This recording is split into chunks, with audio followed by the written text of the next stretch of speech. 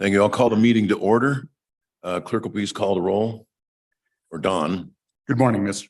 Chairman, members of the committee. It's December 13th. Representative Kinner. Here. Representative Larson. Here. Representative Schwartz. Here. Representative Simpson. Representative Stith. Here. Representative Walters. Here. Senator Guru. Here. Senator Hicks. Here. Senator Salazar. Here. Senator Steinmetz. Here. Co-Chairman Nicholas. Chairman Kinski. Here. Mr. Chairman, for purposes of reimbursement, Representative Henderson. Here. Representative Sherwood. Representative Dave Swanitzer. Senator Anderson. Here. Senator Nethercott. Thank you, Mr. Chairman. Thank you, folks. We have a big day today. A couple of things. One, because of the storm, a number of agencies are going to be appearing by Zoom, and that tends to slow the pace of things down a little bit, which is fine. We're doing State Construction Department, ETS, looking at some legislation, Gaming Commission, Department of Corrections and Fire Prevention all in one day. So we're going to try, we want to hear what everybody's got to say. It's important. And at the same time, we hope for precision in language and to be concise and keep it moving along. So with that, I'll ask my co-chair, do you have any opening comments? Hold up. Baby, it's cold outside is right. There's a song in there somewhere. So Mr. Vincent, the floor is all yours. Thank you, Mr. Chair. Jerry Vincent, Director of State Construction Department. We have three divisions, so all three of our administrators are here today and will be assisting and answering any questions.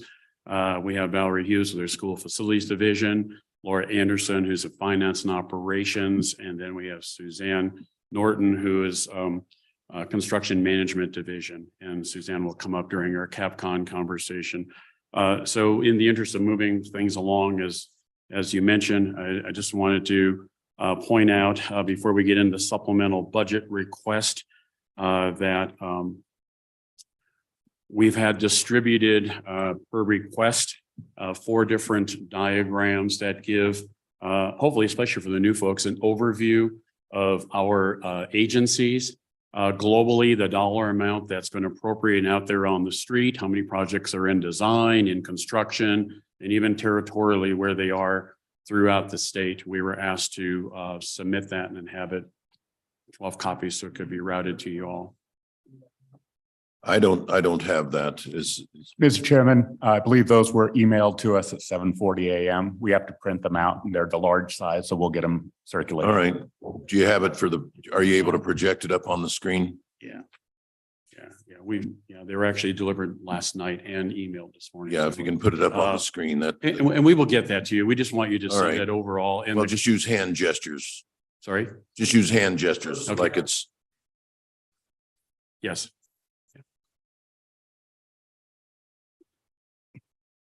They were delivered to front desk and LSO.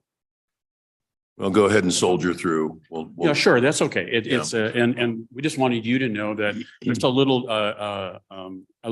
diversion from the way the department's been before.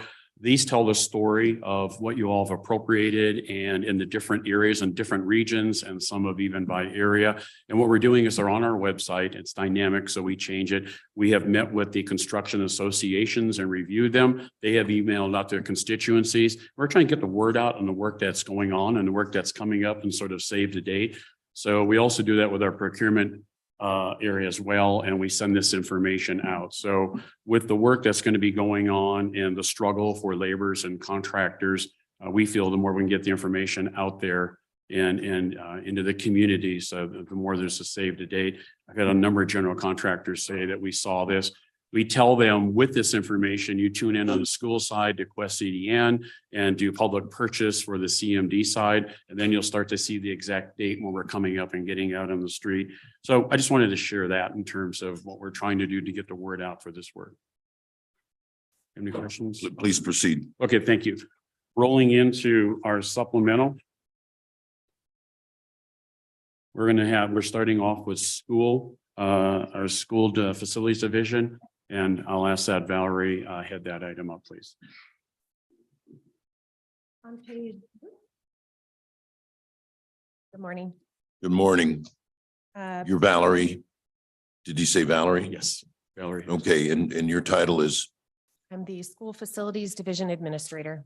okay, thank you. Welcome. Thank you. Our agenda doesn't have all of your names on it, so I just want to make sure that I know the players. Like baseball, it always helps to have a card. Thank you, Mr. Chairman. First supplemental request on page 17 is priority number 2. This is a school inflationary fund.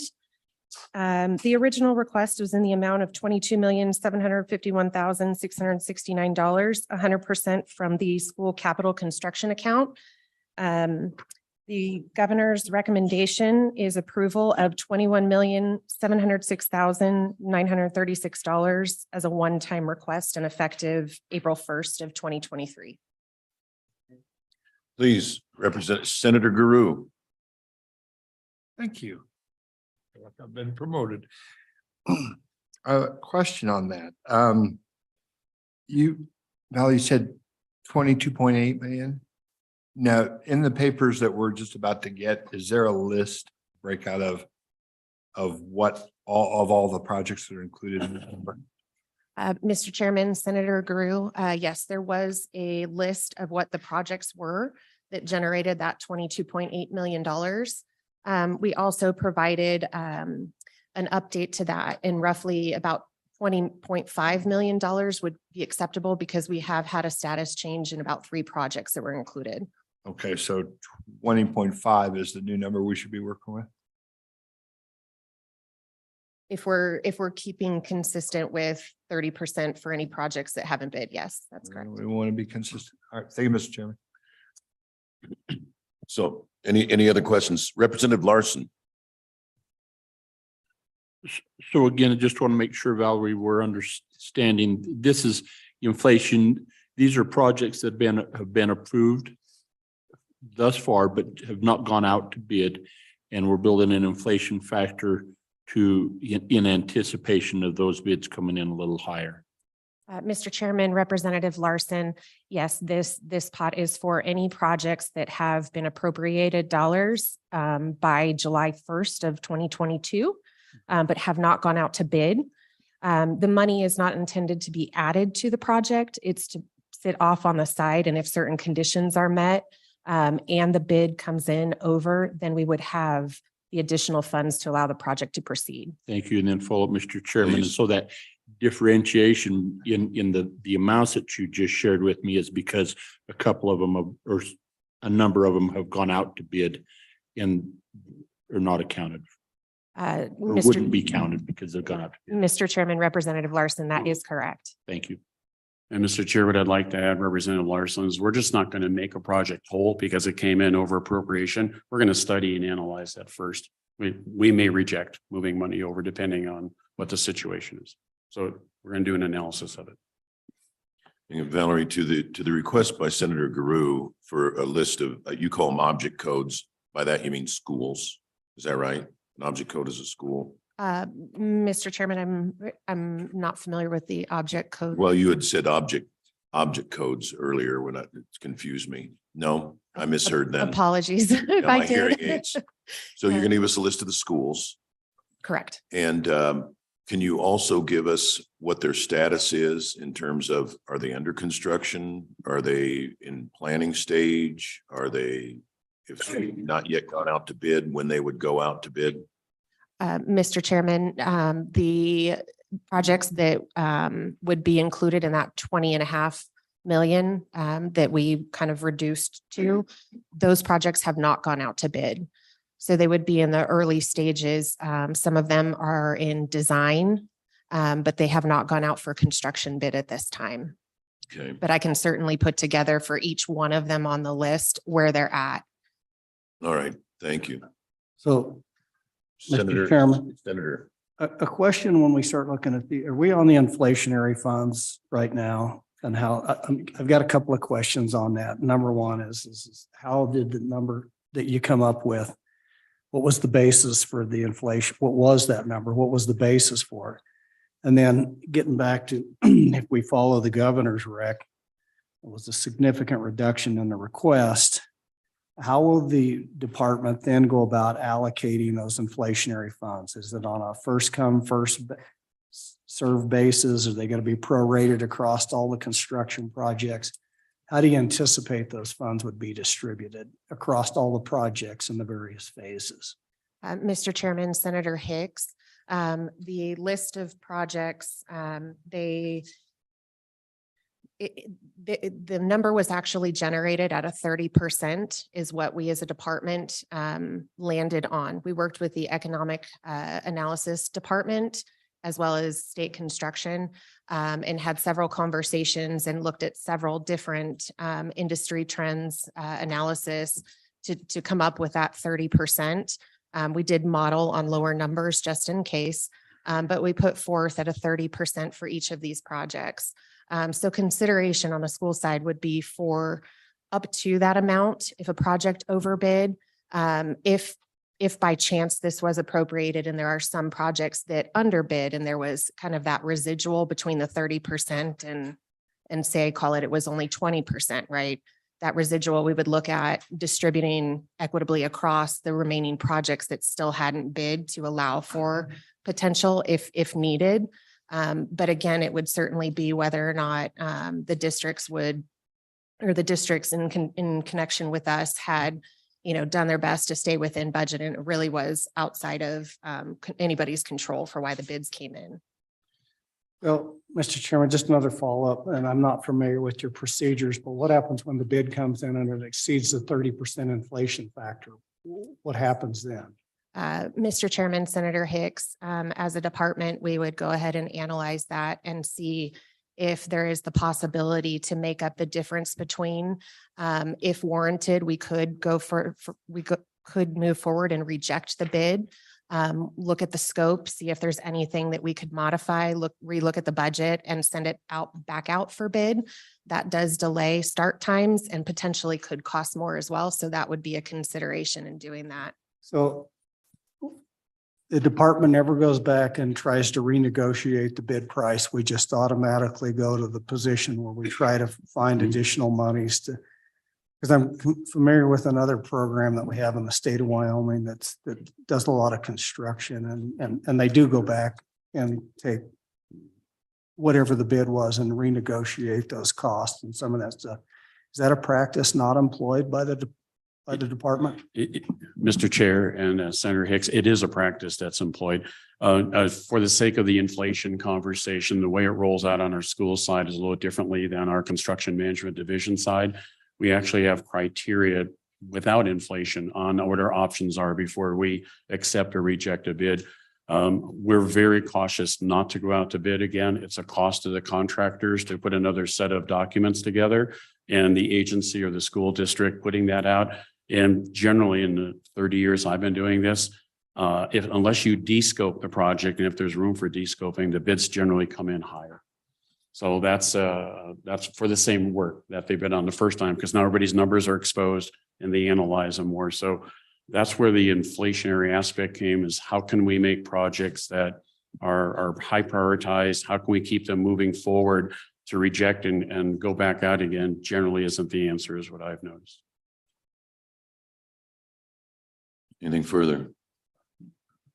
I've got a question for you that relates to this inflationary environment that we're in. And I guess it's kind of a philosophical question. Some people say when you're looking at these accelerating costs, it's not going to get any cheaper. Let's just build it now.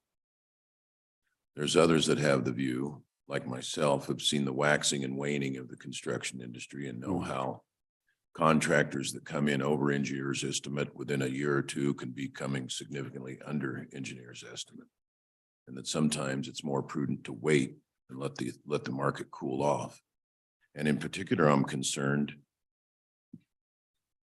the government just dumped $5 trillion into the economy and continuing to pump it in. When we allocated projects to these ARPA projects, we were concerned that we were going to have a situation of government projects bidding for contractors against government projects and crowding out the private sector.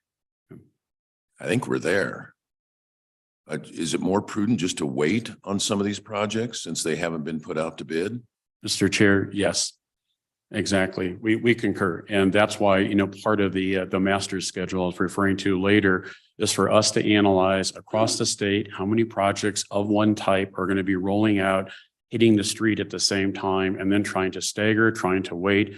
If we overflow the market, all we're going to do is get bids that are too high.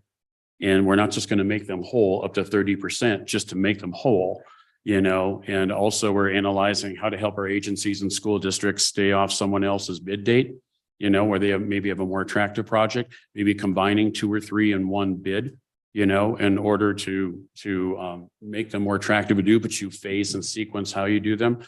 We are looking at unprecedented times that you're talking about, whether it's the back end of the COVID supply chain inflation or a conversation coming up in a little while, escalation, de-escalation. We're talking about things keep going up, but how do we protect ourselves on the downside, depending where the economy and the market goes? You know, so we're just not giving money away, and they, you know, de-escalation, they owe us back. So we're hedging both directions right now, and it's unprecedented. It's everything you're saying and seeing right now. We would concur. Thank you, sir. All right, next exception, next supplemental, excuse me, supplemental.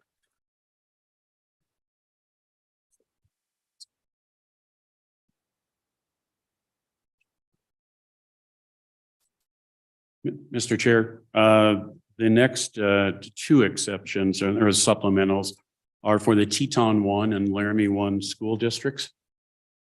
These began with Teton 1 with our agency going up and meeting with Teton 1 the end of last January, meeting with Laramie 1. They put forth partial master plans for their district based on what they thought their circumstances are, growth, age of buildings, what have you.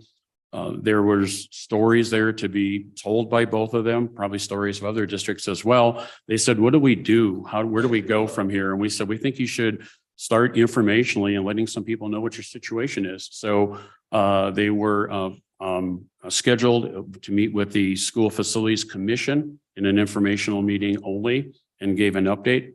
And then they were scheduled with the Select Committee on School Facilities and gave an informational update. And they were asked to come back to the Select Committee for further detailed updates from each.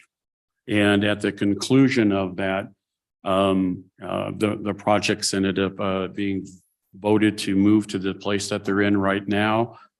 You see basically the governor's denial calls out how our department works from a procedure standpoint and calls out equity. And I think the way he laid that out there really states his position on this. So if there's any detailed questions about each one, Valerie and I are here to answer those, but that's how these 2 recommendations came before you in the booklet today. Anything for the State Construction Division on those 2 schools? Anything? All right, move on to the next supplemental. Thank you. So next one, you.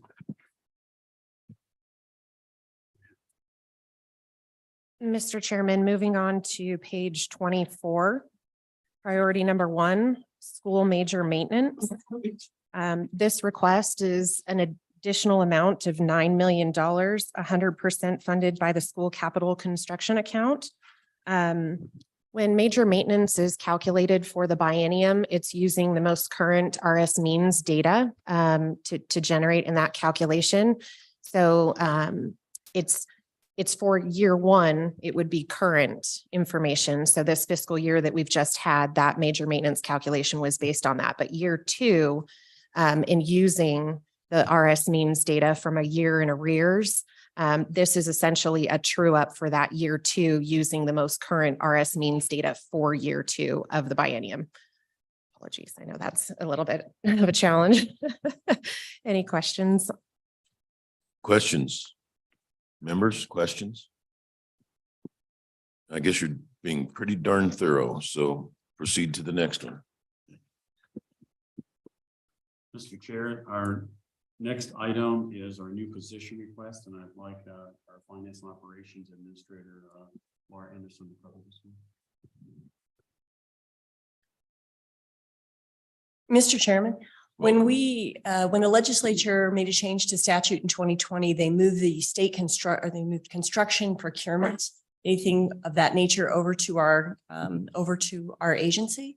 So we took on that program and we've been trying to rework that and reevaluate it. And then when Director Vincent came on board, of course, one of the things he did as a new director was we went through and evaluated every position, all the duties of those positions, and how can we leverage the skill set of the individuals that we have, as well as leverage our ability to make changes and to accommodate all of these programs. And in doing that, we also took a look at when a position became vacant, we realigned duties, or we've had some retirements, we realigned duties. And in doing so, we were able to bring on board a very experienced procurement agent who is kind of heading up that program. She's wonderful. And we also had another position that we retooled so they can do contracts and procurement and backup procurement, so that we have that function of the agency side of that procurement taken care of. Where we run into a crux of it is the accounting end. There's a lot of accounting that goes on with procurement as well. You have to have an RQS, a contract to make sure all the bills come in and get paid and ticked and tied. And essentially we have two individuals that take care of all capital construction and major maintenance accounting at this point. It's about $1 billion that they take care of on a regular basis. Just a second, got some folks looking for, it's page 28, is that correct? Yes, sir. I'm That's sorry, correct. page 28. Okay, thank you. And there's also, from the auditor's standpoint, there's a check and balance where you have to have two people. One person can do the accounting, but another person has to audit it and check it. So we only have two individuals to do that.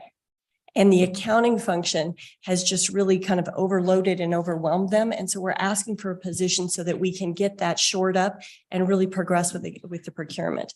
We've also done a lot with procurement in retooling, and we've redone our website. We've really tried to make it user-friendly for contractors and for agencies so they understand the process. Our two accounting individuals work with the accounting individuals in all the other agencies, as well as educating them and making sure they understand the process. Every CapCon project is very unique. It's not like you're buying a copier and it's the same kind of thing that you do, same process used to buy paper. Every CapCon project is really unique. And we need to make sure that that accounting and the billing that comes through is ticks and ties with all of the contracts and that everything is done correctly. And so we're requesting a position after trying to retool and do as much as we can internally. This is not something else that we really can absorb. And Mr. Chair, I would just add to that. So these 4 positions to do the outward accounting, the outward RFQ, RP and the income accounting. 1 was already with us. 2, we funded ourselves through reorganization. And then this is the one that we're asking for in order to make it. Questions? Questions from the committee? Senator Steinmetz. Thank you, Mr. Chairman. I just had one question. That is, we were wondering what the delay in closing the 153 active accounts is. Is there some kind of a backlog? Are we backlogged in getting that major maintenance money out? And then, what would help us have more timely execution of that? It's Senator Steinmetz and Mr. Chairman, it's not a matter of there's a backlog. It's a matter of those appropriations, capital construction programs, appropriations stay open until the project is closed. And so they have to stay open until the project gets closed. For example, the Capitol Square project, I think we had something in the neighborhood of 22 separate appropriations or checkbooks, if you will, for that project. Even though you're in the building and it looks all done and everything looks nice, it's still not closed out from an accounting perspective. There's a lag time in getting those done. So for every CapCon project that there is, we still have accounting stuff that needs to be closed out. It's not so much a lag time as it is, it's normal in construction to have it lag this long. It's completely normal for it to do. Does that help at all? It's not like a normal, you get the check, you write the check, and then, it's closed out. It doesn't quite work that way.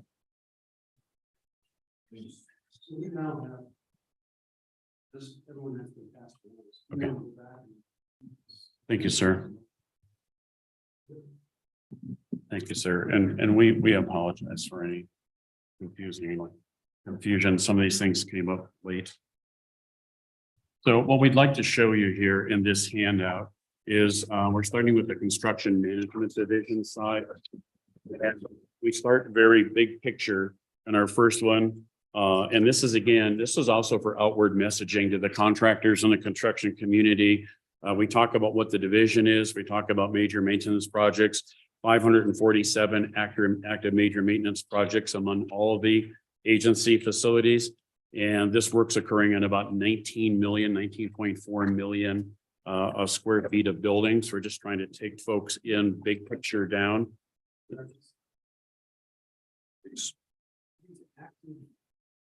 Projects or the total number of major maintenance units across the state or something different? They're active in that they've been appropriated, or they are going forward, or they are in design. Okay. Thank you. And the second one, we're just trying to show them regionally, if you're contractors, subcontractors that stay within a certain area where these capital projects are rolling out. If you look at the left-hand side, that's where we talk about how many projects on the first one, 547 active.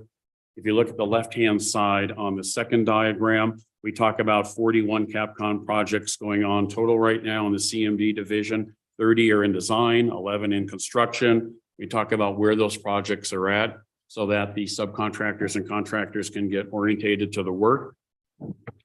The third one goes more into the detail of the agency or the type of project and where it's located. And then our fourth one is just an overall for Valerie and the school side. We talk about this in the way of, on the left-hand side, global money. As many of you may know, when the major maintenance money is given out to the districts quarterly, they can look at that. Do I have enough to move these projects forward? Do I need to combine some projects? So it's a little different than the CMD side on exactly how it rolls out under their Board of Ed, under their control. Mr. Vincent, Yes, sir. you're on the fourth diagram, I am. I'm sorry. and that's the one that has a total appropriation of $213 million. That's correct. Thank you very much. So we're just showing the amount of schoolwork, largely major maintenance and component that's out there. It moves forward in the district's timing, different than how we set up and do these, the construction management division work. And so what we do at the end of this on our website and our agency update meetings with the organizations, rather the construction organizations, we tell them that if you're doing work for the school side and it's on our website, check West CDN for when the districts will be posting this work and when it'll be going out, so you're aware. And then if you're working with us on the procurement side, check our public purchase website on when this work is going out. And then we stay in touch with these construction organizations on a regular basis. In fact, the large one agency is coming in to visit with us next week. And so help me to understand, when you say major maintenance, that maintenance, I think is somebody, changing light bulbs or cleaning furnace filters. And these are substantial. Give me an example of what a maintenance project is. Absolutely. Roofing, HVAC, electrical upgrades. And there might be large components, whether it's a chiller system set up, they can go down to component things like hot water heaters, major maintenance on that regard. So give me a kind of a dollar Fire range. alarm. So give me kind of a dollar range from what's the smallest, what would be a small major maintenance to a big major maintenance? Sure. So generally, and you know, some are out the back from the school side, but generally on major maintenance on our school side of the house is, and with the way they get their money, it can be anywhere from $50,000 to $10 million. Okay. That's the range of them rolling out on the two sides. Very good question. Thank you. Thank you. So just by this chart, you've got 550 million on the general construction management division and 213 million for a total of roughly almost 800 million Yes, sir. under ongoing projects currently. Yes. And that's why it sort of dovetails into the inflation conversation, because these were appropriated prior in design. And our concern is how these roll out, how they bid, how we make them whole. Yes, that's the connective tissue there. Okay, thank you. Mhm. Is there any more on that kind of overview, or did that cover it?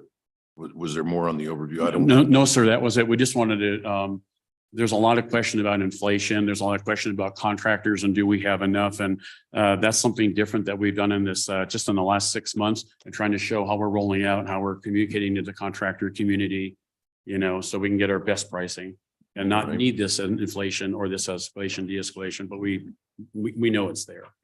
All right, thank you. Well, then back to the supplemental requests, and I think you finished up with. We Finished did. up on page 28, and so next we are where? 28 was the new account. We are in the Capcom book right now. And we are going to be on page 10. And as Suzanne Norton gets set up, our construction management division administrator. We're in which book now? Sorry, Okay, so we're going to 227 now? Okay, Mr. Chairman, please, just back to the request for the additional position just for a moment. please. I saw in the narrative that has been substantial turnover in the department over the last couple of years. Has that gotten better? Is it still just as bad? What's the status of your turnover? Mr. Chairman and Representative Stiff, we have, it's gotten a lot better. We've stabilized. I've been with the department a year and a half so far. We have stabilized on retirements and anyone leaving. We actually were made whole and had every position filled for quite a while. And then just a few weeks ago, we had someone put in a 2-week notice who needs to leave. And we've already got that through HRD and out on the street and being advertised and have 6 to 10 applicants for that position already. So we've caught up and thank you very much. I know you are aware that for a department of 29, we've been averaging in the past 5 to 7 vacancies or turnovers. And that's 1/3 of the department when you're trying to get this. So we appreciate the question, but we're doing well. Thank you. Senator Guru. Thank you, Mr. Chairman. One more just before we leave the construction. When we talked about the construction committee voting for the Laramie County Schools and the Teton County Schools, and you talked about the governor zeroed that out in his recommendation. I have a question for Kevin. Kevin, could you talk a little bit about the governor's recommendation and what his thoughts are? Just because I know a lot of folks are listening on this one. Can you ask me the question again? Sure, that the committee, the facilities committee voted to put the Laramie County Schools and the Teton County Schools into the construction budget. The governor zeroed those line items out. Mr. Vincent said that the governor explained that, and I'd just like you just today just to kind of give a overview of that explanation. Yes, the first thing I would say is the governor would like to go through the condition assessment for all schools across the expanse of Wyoming. He would like to collaborate with the legislature to accomplish that so that we don't have to go into another full years of inflation or wait until next year for appropriations. We work with the Attorney General's office to come up with a methodology of not selecting specific projects. We don't have a list. We want to use the assessment list. So what we did is we used the amount that's available in the School Foundation Program Reserve account as a funding stream. Obviously, there is no connection to a list of projects that way. And that gives the legislature a recommendation of up to $200 million for the overall ask for state construction and also the schools. So the governor is not resistant to those two projects. What he is recommending that we do is operate off the condition assessment for the expanse of the state of Wyoming. Thank you. Thank you. Drew Moore. Nope, Following. that's just exactly what I wanted. Okay. Thanks. Representative Larson. So Kevin, and maybe Dawn, this question is to you. If we wanted to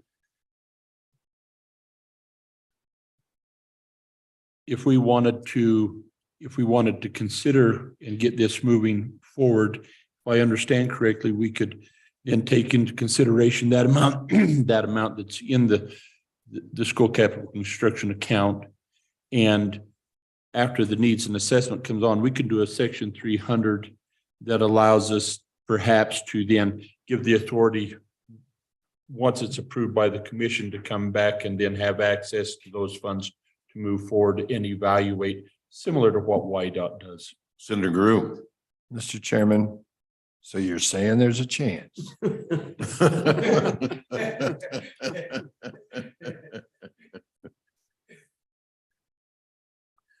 With that, I completely lost my place. I think we're starting in on agency 227. That's the capital construction list.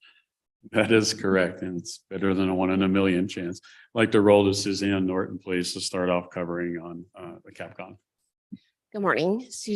Suzanne Norton, Administrator for the Construction Management Division in the State Construction Department. I've been with the Construction Management Division for 15 years in various roles. But in the administrator position for about a year. Our division is small. We have 4 project managers that oversee all of our projects, 7 if you count the director, our construction supervisor, Dave Webb, who's also here, and myself. We have 19.4 million square feet of existing property that we are responsible for major maintenance and CapCon improvements to. That increases as CapCon projects are funded. There are additional square footage at the University of Wyoming State Parks and the University of Wyoming. As Jerry stated a little while ago, there's 547 major maintenance projects underway. And then additional for the State Parks, Community College Commission, and University of Wyoming. Mr. Chairman. Representative Larson, please. Thank you. So Suzanne, I just want to make sure because this, well, it doesn't take much to confuse me. So I just want to make sure I understand this correct. So last year when we reduced major maintenance and we said it's going to come in at 2%, then you guys come in here and flirt with this money here and say that you're going to increase it. It's not that you changed what we done, but we base major maintenance on replacement costs. And so we base that on the replacement cost per square footage, come use that RS means, and it was set at X, and at 2%, boom, we get that. And then you had to reconfigure that as prescribed by statute and come back in. And because of those adjustments, that replacement cost had changed, which pushed this up to a higher level, just like Valerie had to do at schools. Mr. Chairman, Representative Larson, that's exactly what I was about to queue up. Normally, the construction. So if I may, I thought you were on introductory remarks, but you're on page 10, your first was. supplemental request. I was about to get to page 10 to queue this up. This is very similar to what you just heard from Administrator Hughes Okay, in schools. Page 10 is a major maintenance recalculation supplemental request for major maintenance. And normally the construction management side brings this to you in a biennial request only. But before the beginning of the biennium, when the school side was doing their routine annual review and the discrepancy in the way the funding is calculated on the replacement cost value, due to some change that the cost index, the nationwide reference that economic analysis used to assist us in the calculation, changed. We are coming forward to let you know that the calculation is changing in the future. It will be a larger number in the future. And we will always have plenty of major maintenance projects that need to be done. And having more available funding, every year or every biennium, we ask for 2.56% of the replacement cost value, and it's funded at various levels depending on what revenue can afford. And we always understand that. Having additional funds available, the 2.56% is based on a building portfolio that is relatively new. And as you know, many of the facilities that are statewide are not new. Many of them and agencies and personnel are very good at just making do with a regular facility that might be 50 years old and might have 30-year-old carpet and so on, and mechanical systems and no fire suppression and so on. Having available funds allows agencies to have less difficulty in scheduling and prioritizing their major maintenance. It's kind of like Tetris. You have an immediate need and maybe it lands where you need it to, and maybe you have the funding or maybe you don't. And so allowing, I was also in my opening comments about this topic going to say that Wyoming is very, very fortunate that the legislature did start moving towards major maintenance funding in the early 2000s or so, because we went through a huge period where we didn't do any CapCon, we didn't do much major maintenance, and we really stepped away from doing much preventative maintenance. And due to some of the nudges of the legislature in creating these funds, we're doing much, much better at preserving state assets. Having deferred maintenance is actually equivalent to having debt. And so agencies and construction folks and facility managers are always working hard with what the resources that are available to maintain those state assets. Mr. Chairman. please, Representative Stith and then Representative Walters. Mr. Chairman, and thank you so much for the chart on pages 11 and 12. It's really nicely laid out, easy to read. I really appreciate that. It looks like my question is about the flow of funds. So for example, for the university buildings, the recommendation is that we add another $10 million to get up to the revised replacement cost figure. So if we do that, then the $10 million goes to the university. Does the university have any particular obligation to spend this $10 million on maintenance, or can they just spend it on anything they want? How does that compare, say, to the other agencies and the community colleges? Just brief overview. Thank you. Mr. Chairman, Representative Stith, they have every obligation to spend it only on major maintenance. The statutory language is very specific that it is for replacement of systems that are done on an irregular basis and usually done by a contractor. Maybe the University of Wyoming may have more staff that's able to, say, replace an entire switch gear system or electrical system. But usually it's done by contractors, and the statutory language is very specific. Every entity that manages their own major maintenance funds is required to report to the State Building Commission quarterly of their progress in spending funds. And our reporting, we're working to improve what that looks like in every quarterly SPC meeting. Follow on. Representative Walters. Thank you, Mr. Chairman. On the major maintenance, is it for the vertical construction only, or does it go out into the parking lots and sidewalks? And is all of the facility considered when looking at those type of projects? Mr. Chairman, Representative Walters, it does extend out to parking lots, sidewalks, sometimes tree trimming. We can have health, life, safety with killer cottonwoods when they drop their limbs. So it is all sorts of things that are required to keep facilities running and safe. Killer cottonwoods. All right. I think I've encountered a few of those. All right. Anything else on major maintenance before she moves on?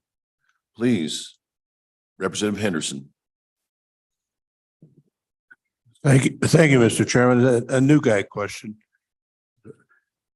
So relative to the maintenance piece, what processes do we have in place, quality processes, to evaluate the components and whatnot that we purchase and put in place and use to ensure that we're getting full value for our maintenance dollars? Put another way, what can we do to reduce the incidents or the emergence, the outcome of major maintenance and all those impacts? Briefly. Thank you. Mr. Chairman, Representative Henderson, would you mind restating that one more time, just so I can distill it a little bit more? Could you please repeat that one more time, just so I can distill your question a little bit? I think.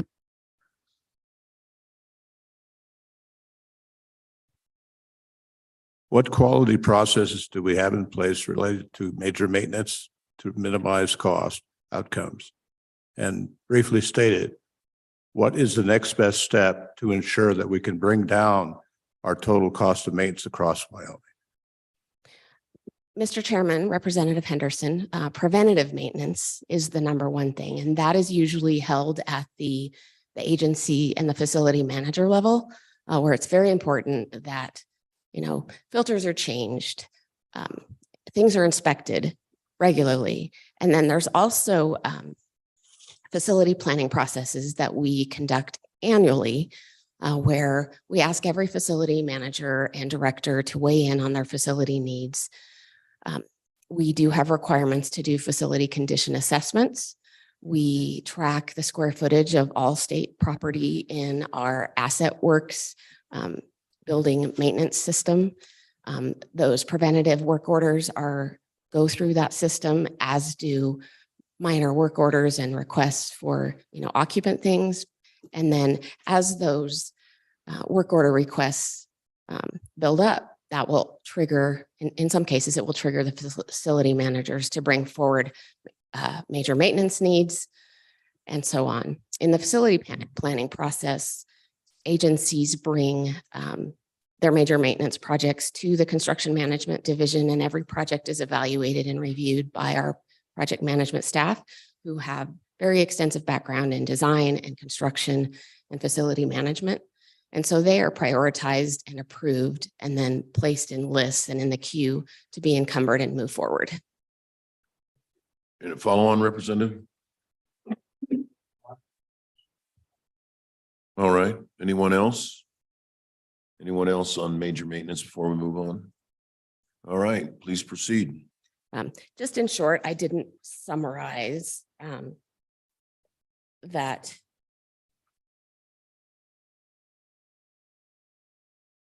I don't know if you have any more questions about the detail, but the State Building Commission recommended approval of $17,447,546 of general fund to supplement the major maintenance appropriation.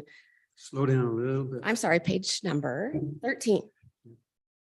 I followed her. And the governor also recommended approval. You don't need to be nervous with me, but he's another question. Well, Mr. Chairman, one thing to keep in mind with me is my voice might seem a little shaky, but I think it's a little more. I have a high school swimmer, and so my schedule has recently changed. So I'm up at the crack of dawn and making sure he has enough calories.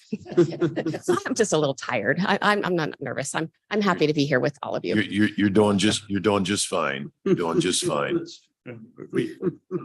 What time do they have to hit the pool? He has to be in the pool at 5:30 in the morning.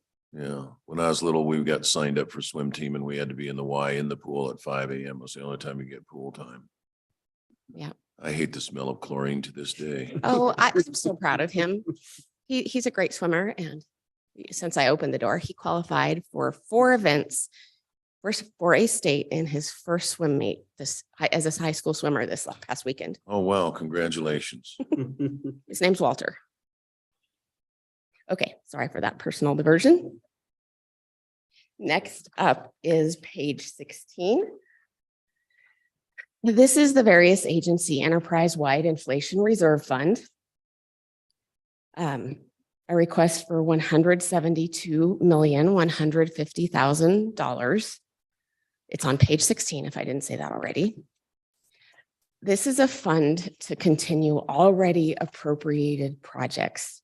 We hope that it can be, if approved, we hope that it can be an infusion perhaps to the flex appropriation for State Building Commission or an existing contingency fund in a lump. So again, as Valerie, Administrator Hughes covered, the numbers aren't all out there so that contractors, designers, agencies who have projects feel like they can grow their project.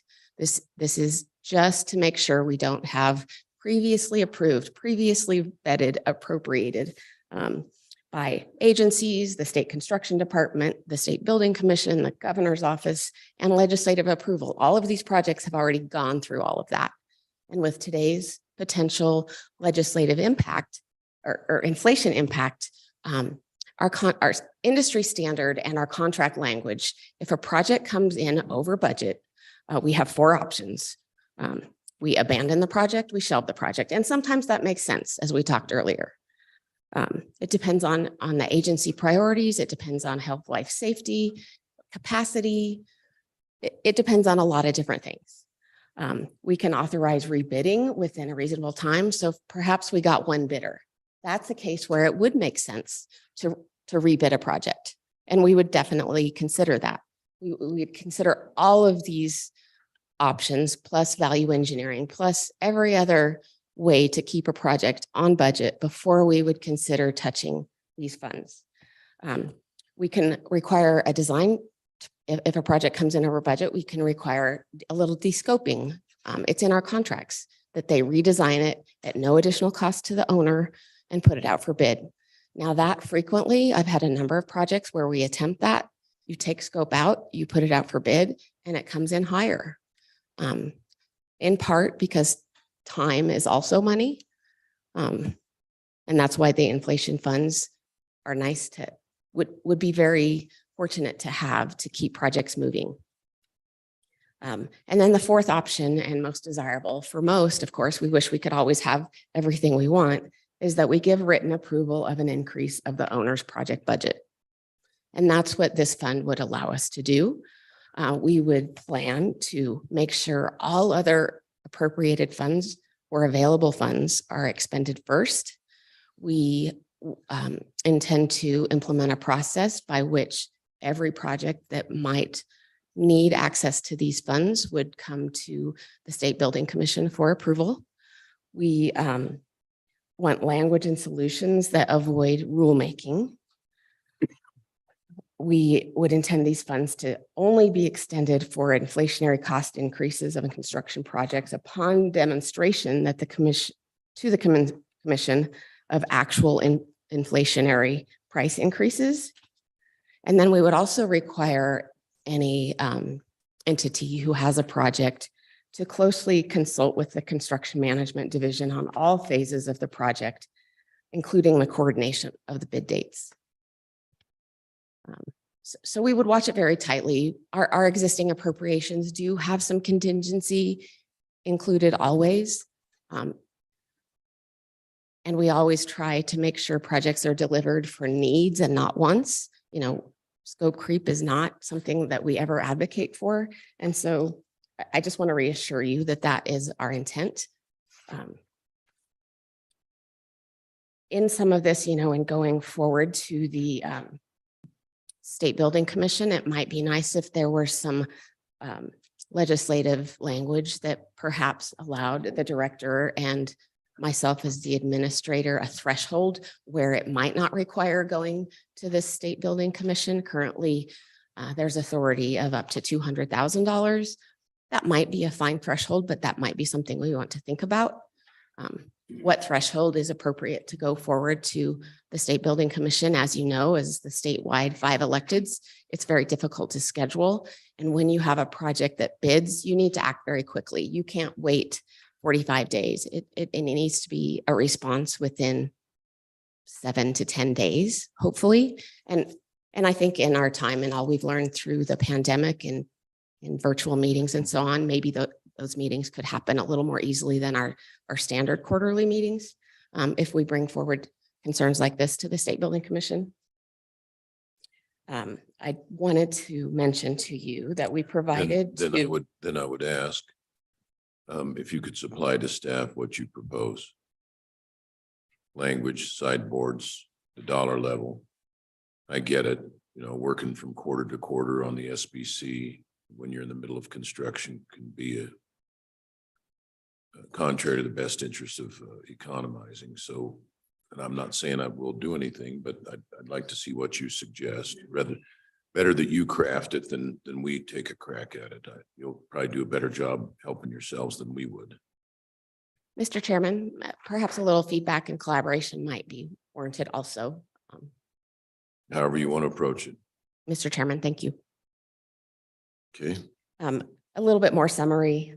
I believe that the total, we provided to Dawn Richards a breakout of a recap sheet. You might have it with you that shows you the detail of the state agencies, the community colleges, the University of Wyoming. There's a footer at the bottom that says recap. Hang on a minute. We've got a lot of recaps here. And then Need a some page or recap, two in, recap. you'll see some orange and green. You don't have it? No, don't have it. It's titled Recap of Inflation Calculations. It's marked confidential. Yes. It's attached to, is it attached to a report or is it a freestanding document? I believe it's attached to a memo dated December 8, 2022, subject information for JAC hearing. Mr. Chair, if that's No, this is component on, confidential, so they haven't. Mr. Chairman, it is not watermarked, though. We intended to put the watermark on it for confidential. It was delivered by email on the evening of last Thursday evening. Hold up, let me see what you've got. Okay, well, it's a summary of the detail of how much of this calculation goes to state agency projects. So Don, Mine's marked confidential. I'm supposed to be under the seal of secrecy. No, so it looks like it is it's the confidential. same document. I'm not going to, I want you to be able to look at it. Okay. I don't want to read numbers from it. Now, what I'd like to do is find it and then just email it to everybody again. Can we do that?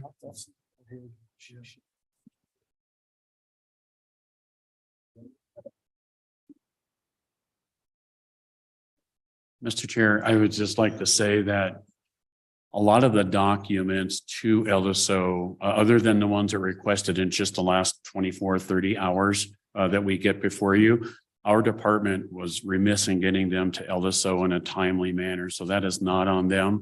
That is on us. That is on me. And we apologize, and we're going to do a better job next time. So that's what some of this struggle is.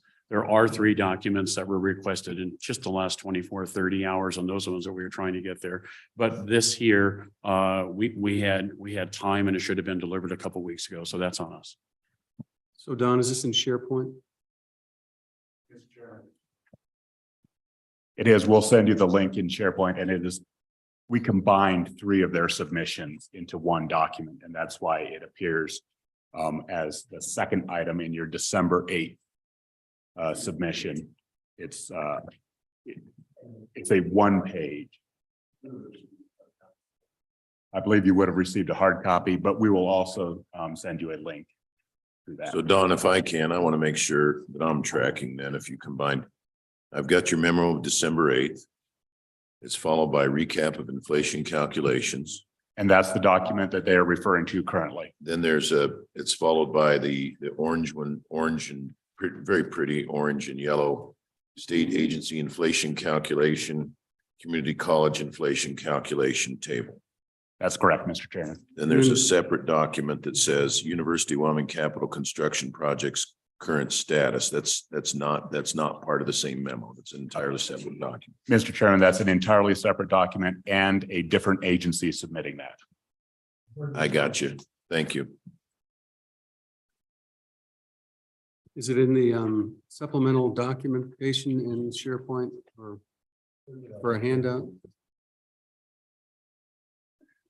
I believe it's under LSO documents, and we will email the link out.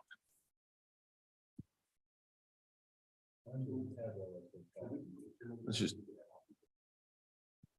Yeah.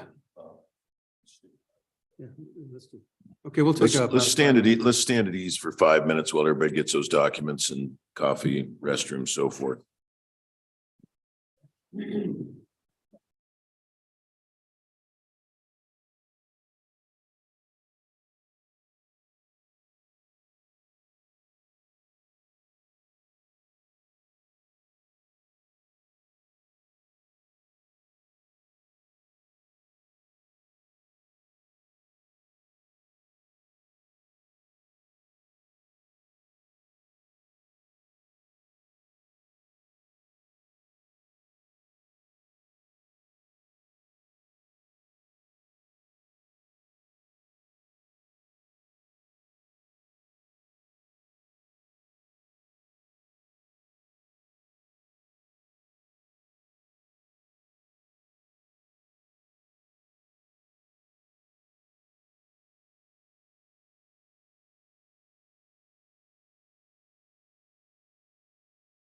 I see a few ugly sweaters and some Christmas gear, so that's awesome.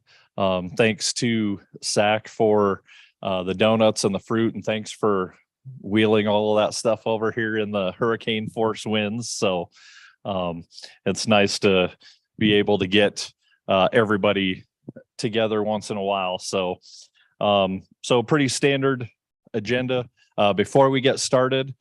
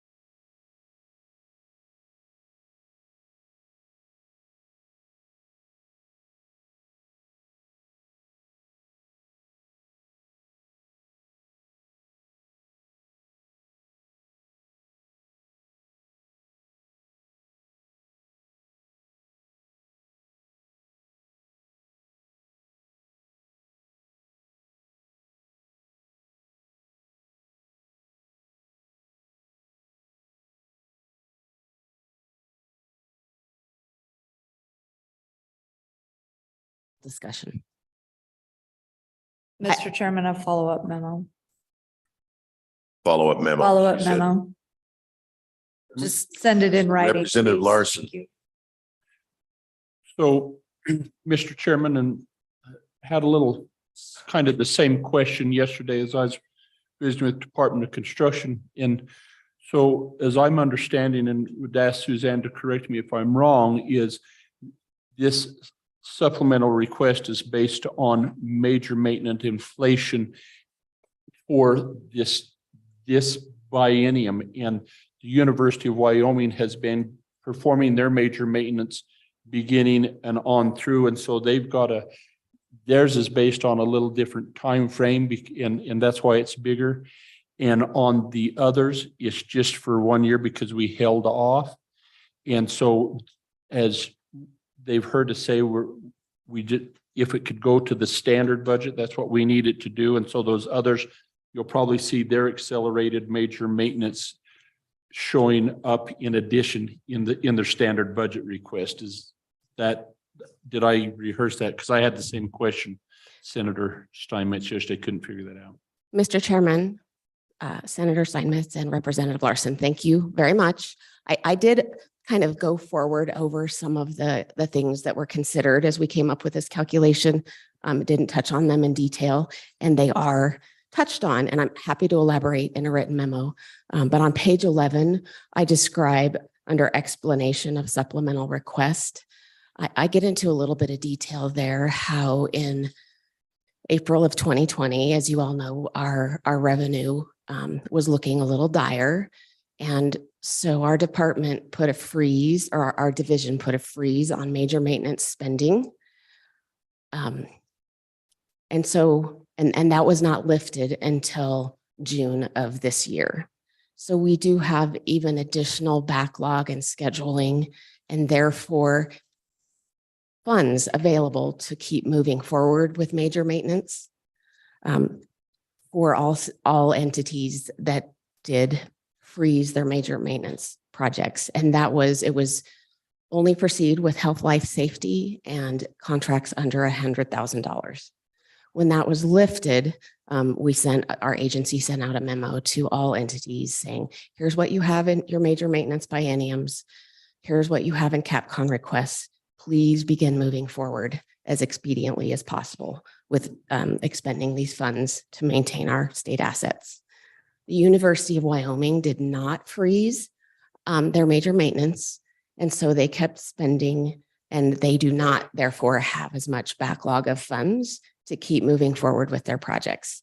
On the table that spans between page 11 and page 12, the far right column notes that the supplemental request, on the left column, the amount, and the right column for the fiscal period.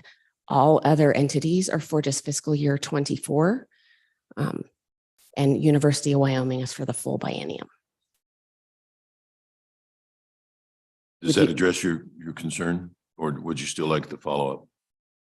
Mr. Chairman, I'd still like to see the memo if you wouldn't mind providing it. Thank you Mr. for Chairman, the explanation though, and for backtracking for me. Thank Yep, you. absolutely. Thank you. Okay, thank you. Anything else on that before we move back to inflation adjustment? So that's page 16, enterprise-wide inflation reserve fund for construction projects. And you were looking at a table that was labeled recap of inflation calculations. Mr. Chairman, and again, apologies for the difficulty in getting our materials to you this morning. We aspire to be as superhuman as all of you and your staff. We're all busy this time of year. We try to keep up, and we will do better in the future. So you have a memo at the beginning of that answers some specific questions for your consideration.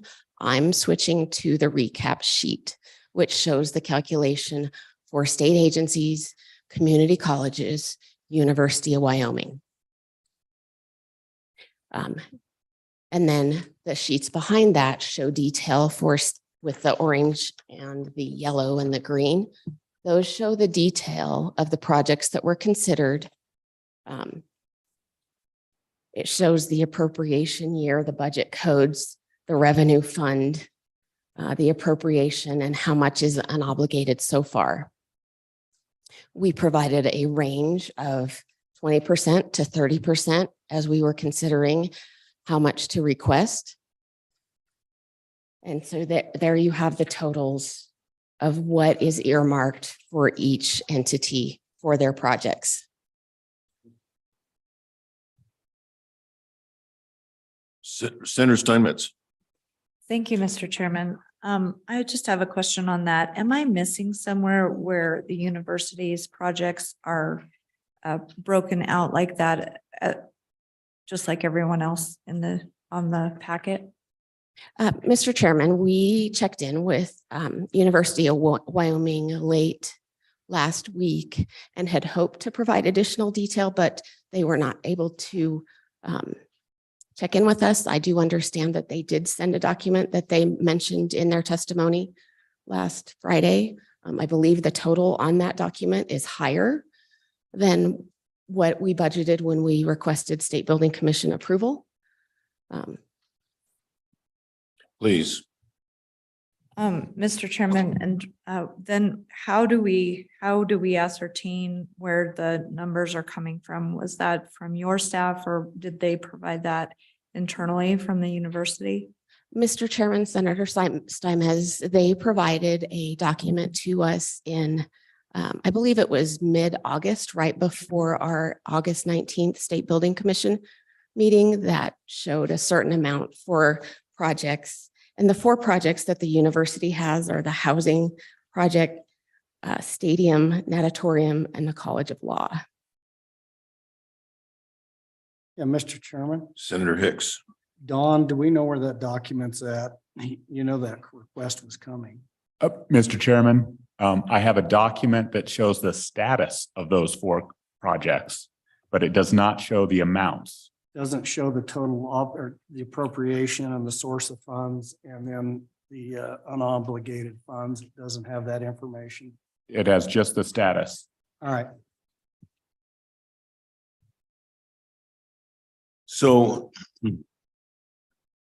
you referred to this as a detailed breakout, and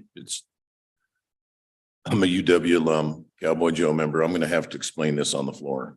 And there's some skeptics in the Senate. So I'm going to need more information. So let me tell you what I'd like to have, if I can. First is I want to know the inflation calculation here. This says calculated by UW. You were very specific to call out UW. You didn't do this inflation calculation. Mr. Chairman, no. So we'll need information on that. And then it's just a grand total for UW of 120 million. And I need to have a little bit better idea. The housing project. Let's start with the housing project. That was a $250 million bond issue.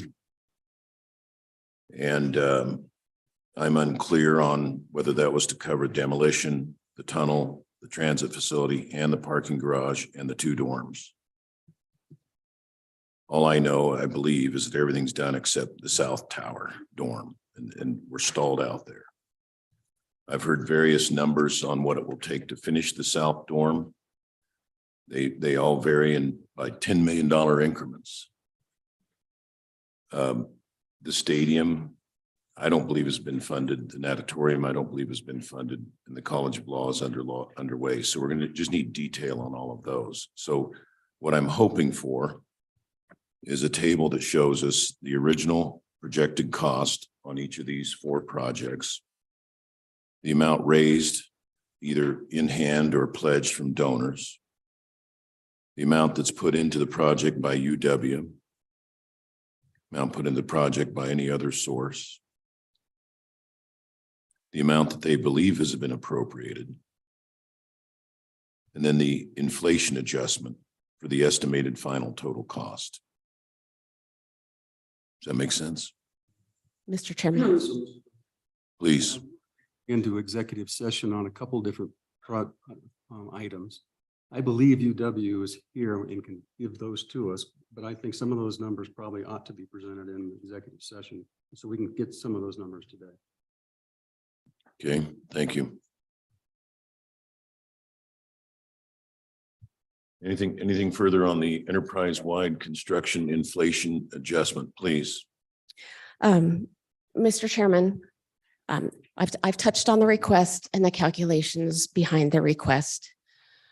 At the August 19th State Building Commission meeting, questions were asked about the cash flow and whether or not all of these funds are really needed to be appropriated right now.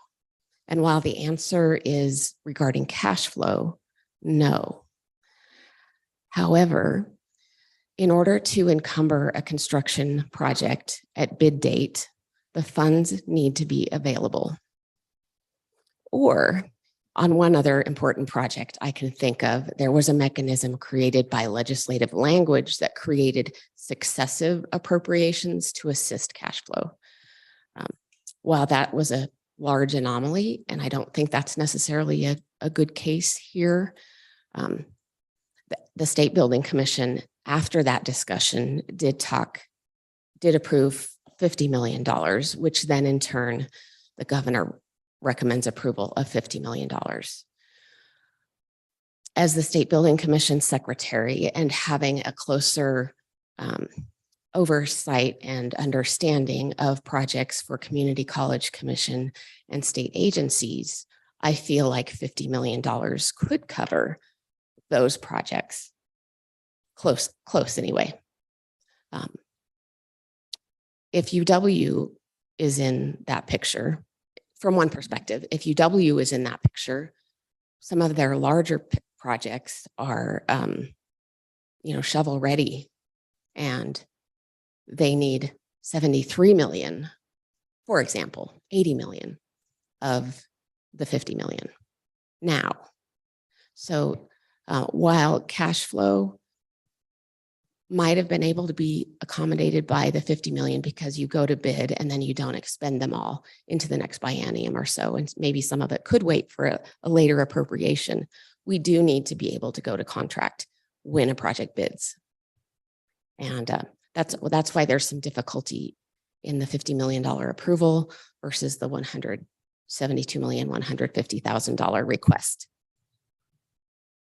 So I have a follow-on question to that. You have these various, after the recap of inflation calculations, you have state agency inflation calculation with a list of projects and how much was appropriated and how much is unobligated and the estimated inflation. And then the same thing for community college inflation calculation. Are all these projects underway? They're all appropriated and underway? Mr. Chairman, they all are appropriated. Some are in design, some are waiting to be kicked off, some are under construction. So for example, there's a Rock Springs mechanical repairs project, which is about Is that a community college? Yes, it's Western Wyoming Community College at Rock Springs mechanical repairs that has appropriations from 17, 19, and 21. That one is fully under contract. Maybe 6 months into construction. Okay. It'd be helpful if you could revise that to tell us which have not yet gone to bid. Okay. I'm familiar with most of them. I'd be surprised if most of them aren't already underway. As I read the table, I think I'm understanding it, but explicitly which ones have not gone to bid would be good. And maybe when you estimate they would go to bid. Okay. Senator Hicks. Susan, I was under the impression that when I read this, so when I looked at, you go to page 2, and it shows an appropriation, just take A&I Liquor Division snowpad. If there was $24,000 appropriated and the unobligated balance is $24,000, there has not been a bid let for that project yet. Is that correct? Mr. Chairman, Senator Hicks, absolutely, that is correct. That project has not started. So I think that gives us an idea. It gets back to Senator Kinski's question. I think that the data already tells me that. I mean, it doesn't specifically say under construction, but my impression is if it's unobligated and it's the entire balance, it's not been bid yet. Mr. Chairman, Senator Hicks, correct. And a little bit more information. We can always provide more detail, but in trying to move quickly through an enormous amount of information, Director Vincent's got a lot of vision and brings a lot of great things to our department. He's had us working on a master schedule that shows our projects, when the projected bid date is. And there's always a little bit of flux when you're in development of a project, but we are working on that. And we tried to bring this information that's a lot more detail into these more concise spreadsheets. And we can pick that data up, add more columns to give you the information you're seeking. Okay, anything else? I would note also, and this is probably for UW, but since you're concerned with the cash flow, I did want to volunteer. I sent by way of staff, another question for UW. What are their alternative plans for finishing the South Dorm? There has been a time in the recent past where we left here and did not have a capital construction bill. And so I'm curious to see some combination of raising dorm fees, UW reserves, borrowing from the LISRA, and some lesser legislative appropriation of whether that could be brought to the table. I'm sure they've got some contingency planning, and I'd like to know what they've done in that regard.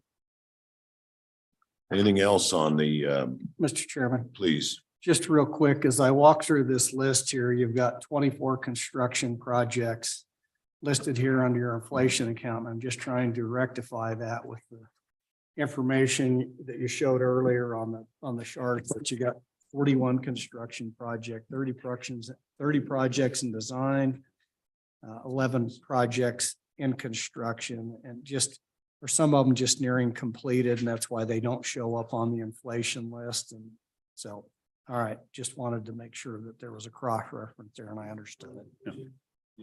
So I've got one or two questions on the community college items, because projects that we approved last year, we included an inflationary component already. So I don't see how you accounted for that in this list. But for example, that there was one in Laramie Community College that we approved 2 years ago that did not have a inflationary component to it. And so it's got 2 years worth of inflation on top of it with no extra inflationary component as compared to last year's that had an inflationary component. So it's kind of apples and oranges, and I want to make sure that we differentiate where they are in the project and what inflationary component has already been added to the funding mechanism. Mr. Chairman, Representative Nicholas, those are good points, and I am aware of those additional funds. It does not look like they are in this. I think when I mentioned earlier that we would make sure that all other available funds were expended first before we considered asking or applying for additional funds to supplement a project at a state building commission meeting, those funds would be touched first, which would affect the calculation. Well, and it might be helpful if we had another column in here. Because that's action we already took. Yeah. And to allocate certain funds for those inflationary components to it. It would just make sense that then we can see our actions. Yeah. Mr. Chair and Representative Nicholas, I was actually thinking the same thing, and I drew another column on my sheet and said, I think this is what they need, and then in response to Mr. Chair, to Senator Hicks, we can do an alignment with this project information. If you look at what was provided, that's the snapshot from June 2nd. And then per some requests for these, we just updated these 2 days ago. We can do an alignment. You're absolutely right. You were noticing the right thing. Thank you. Anything else on that before we proceed to the inflation deflation adjustment, which is a fascinating topic? It is. Okay, move on. Thank you.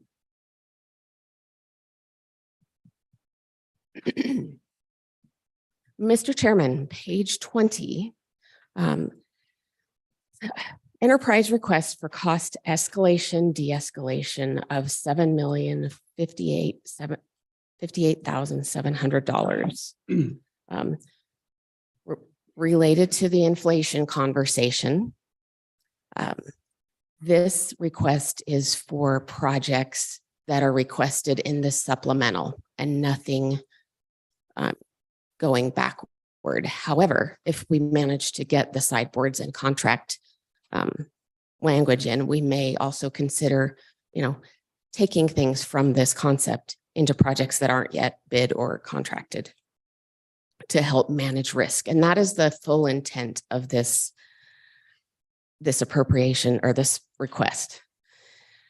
When we have a project in uncertain economic times, contractors, when they bid on them, they have to hedge high because they don't know if they'll be able to cover inflationary costs. So all bids will come in high, most likely. By providing this language in our bid documents and in our contracts, it lets a contractor not be as conservative when he or she is composing their bids, so that they know that the state is willing to come to the table to a certain extent to cover demonstrated inflation costs. We're proposing that up to 7.5% overage is absorbed by the contractor. And then after that, we come to the table and we document on a basis of commodities. If inflation is truly affecting their buying out the project. YDOT implemented this system in the 2008-2009 downturn for their 3 commodities for fuel, concrete, and asphalt, and they found it to be very successful. We have checked in with statewide and nationwide contracting entities, and they're very supportive of this kind of contracting and funding to help manage risk for both the owner and the contractors. The Department of Defense has recently implemented something similar. Bonding companies appreciated on behalf of contractors, and essentially it helps the state manage risk, it helps contractors manage risk so that we can get our local contractors to be able to bid more accurately without the fear of going bankrupt, essentially. We want to be state partners in bearing some of the risk. And then if we would hit a recession and those commodity costs go down, the contractor benefits up to 7.5% of that in their pocket. But beyond that, the state would expect a return, a deductive change order, if you will.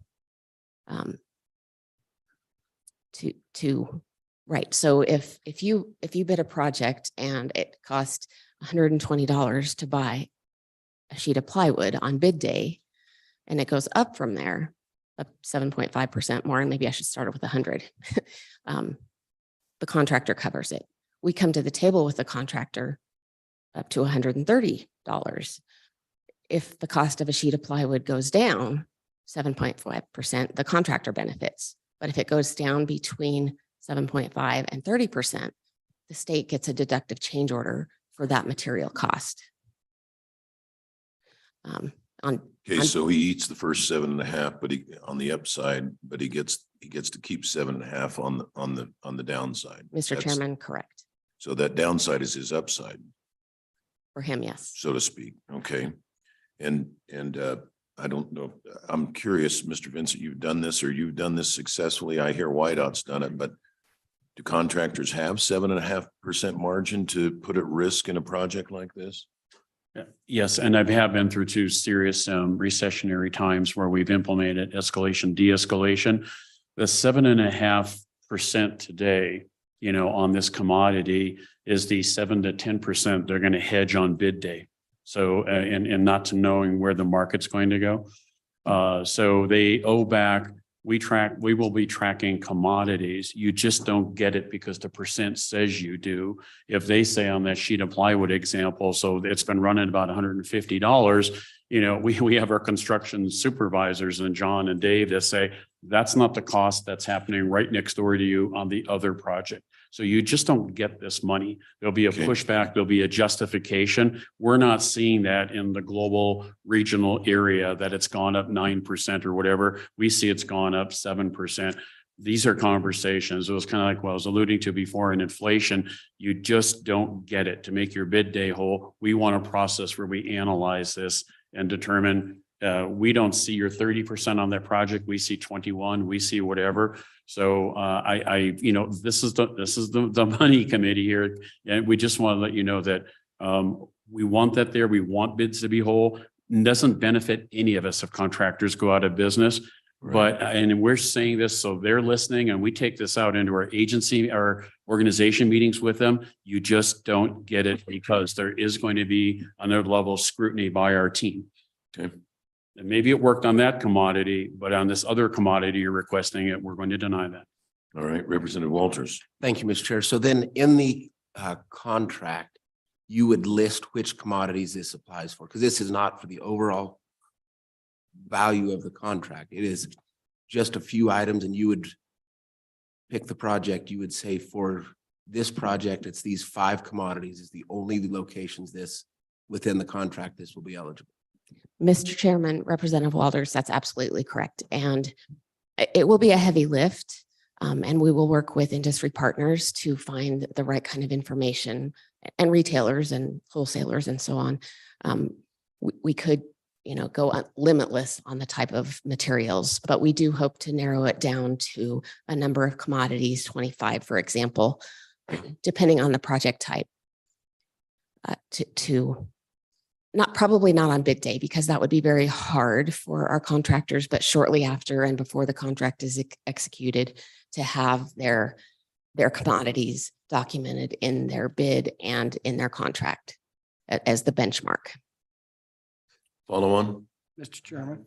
Senator Hicks. So I'm curious, we're primarily just talking materials here. Mr. Chairman, Yeah. on this, yes. So, on the discussion, Director, you talked about the regional cost and all that stuff. I mean, aren't they going to bid these materials and be able to show your receipt as if they bid them at, let's just say, concrete at $150 a cubic yard, and it actually came in at 140, they would not get paid for the 150. Conversely, if it's just a matter of looking at the receipts, is it not? Yeah, Mr. Chair, Senator Hicks,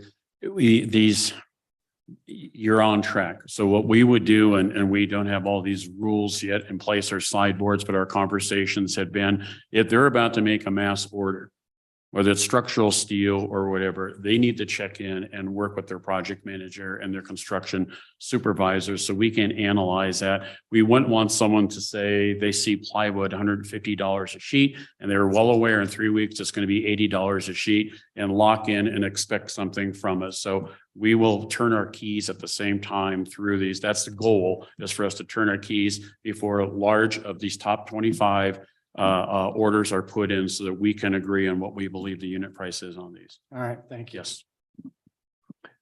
Representative Wanitzer. Thank you, Mr. Chairman. In the construction world, sometimes contractors get reimbursed if they hit certain volumes. In other words, if you buy lumber, you get charged X amount.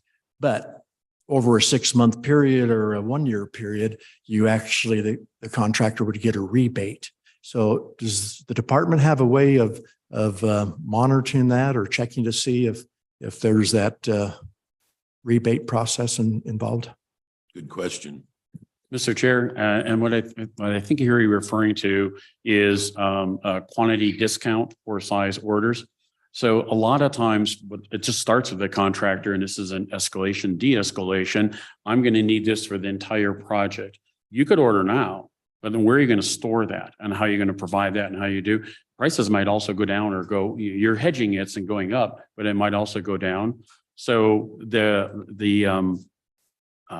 we haven't looked into if there's a quantity break, but contractors normally do. So we'll have to take a look at that and see how that works. Like I said, we were even, and Representative Walters mentioned, if we put that in the contract, we haven't even analyzed enough yet. If this goes into the contract, it might go into one of the amendments. If they don't want to do an escalation, de-escalation, they want to bid it the way it is and take their chances. We are thinking, do we fold this into the contract? Do we fold this in to one attachment? I'm sorry, not an amendment. How does this look? So we've got some questions on how this rolls out. We've had conversations about it. But we also wanted to get some understanding and hearing from this committee as well. But yeah, so we need more work on the price break one. I'm sorry. I want to get to your question. Follow on, Representative? Please.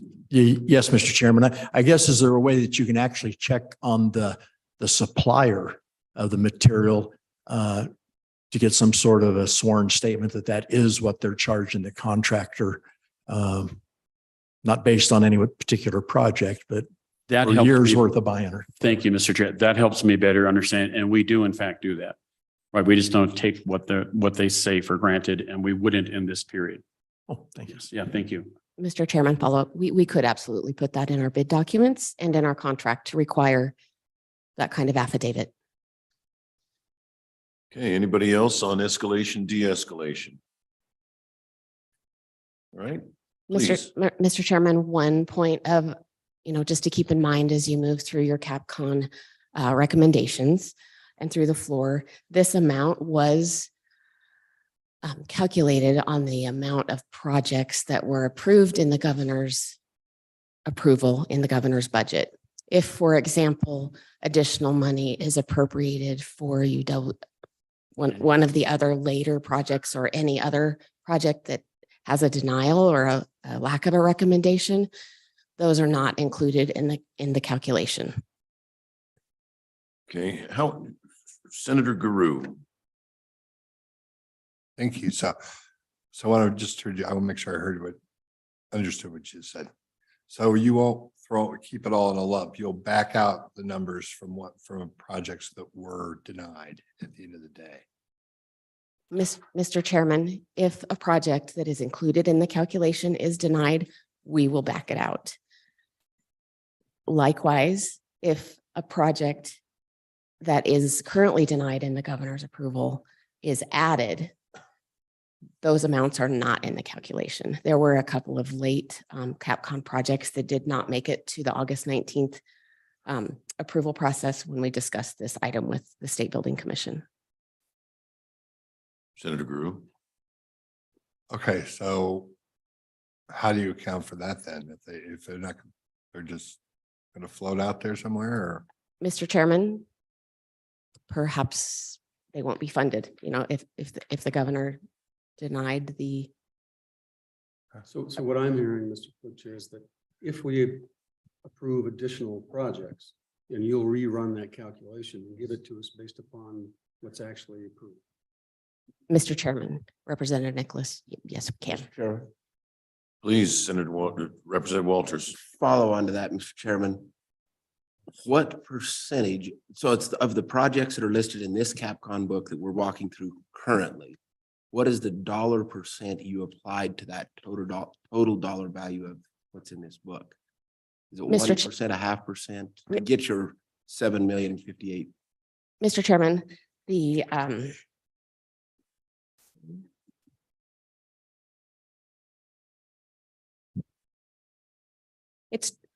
calculation is 22.5, which is the difference between the maximum threshold of 30% and the lower threshold of 7.5.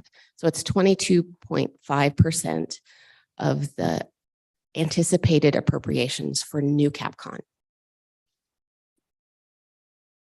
So anything else on that topic on de-escalation? So here's where we are. Mr. Chairman, Yes, please. I do have another question. All right, if I may. please. Thank you. Mr. Chairman, so then Director Vincent just stated that some of these contracts may not even, if the department is still deciding how to implement this.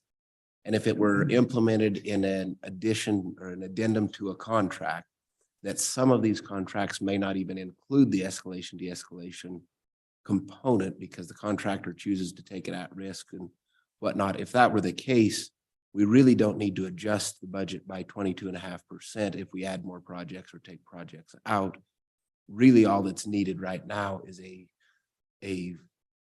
account of available cash to allow for this type of program to take place on the contracts that it needs to take place. And if the account is pushing overextended by next year, we can make more funds available effective immediate based on how well the program is received by our contracts. Is that semi-accurate? Yeah, Mr. Chair and Representative Walters, that's correct. I will say that we haven't been able to get with everyone on this, but the bonding companies that we've talked to, they have said that they would lean toward telling their general contractors to, whether it's by addendum or another attachment or not, that they will bond them. They see the benefit and the escalation, de-escalation, and they were very pleased that we're having this conversation. I just couldn't at this time tell you that it's all in or it's all out or it's an option and who's going to bite on that and who's not. We need some time, just in the next couple of months, depending on where this goes, to figure that out and what the sideboards look like on it. Right. Yeah. Please. So here's where we are. We've got 12 projects to go, 3 of which were denied. I'll figure that we're going to go through the 9 unless somebody on the panel wants to revisit something that was denied by the governor. Representative Nicholas would like Senator Pappas to visit with us about the 2 schools that the governor nixed. So that'll take some time. And then Representative Nicholas would like to go into executive session with the University of Wyoming. So that'll take a little bit of time. So let's see if we can go through the remaining 9 projects.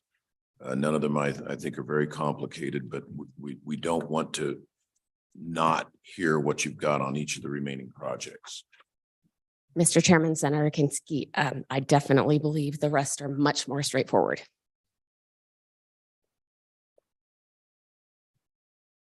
Department of Agriculture, page 26.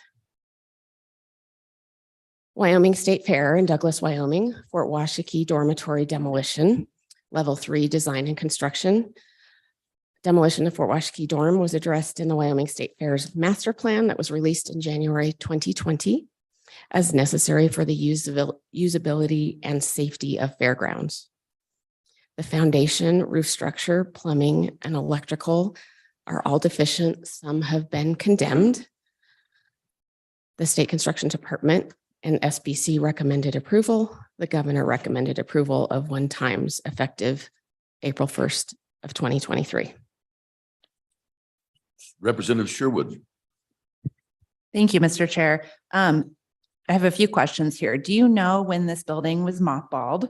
That's my first question. My second is from the original plan from the state fair that they provided to us in 2020, the demolition costs were estimated around 232 and have roughly doubled. So I'm curious as why the costs have gone up to demo a building.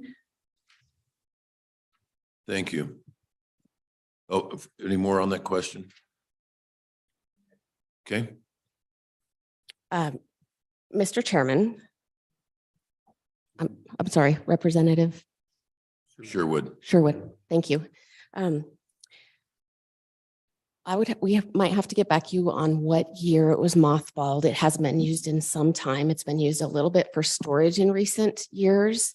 The master plan reflects that dormitories as they were built in those days, that's not a popular for kids that go to state fair. For the parents just aren't comfortable with that kind of dormitory any longer. And so it's just not used for that function. The state fair has looked extensively at using it for other functions, but the condition of the building is just so far gone that it's safer.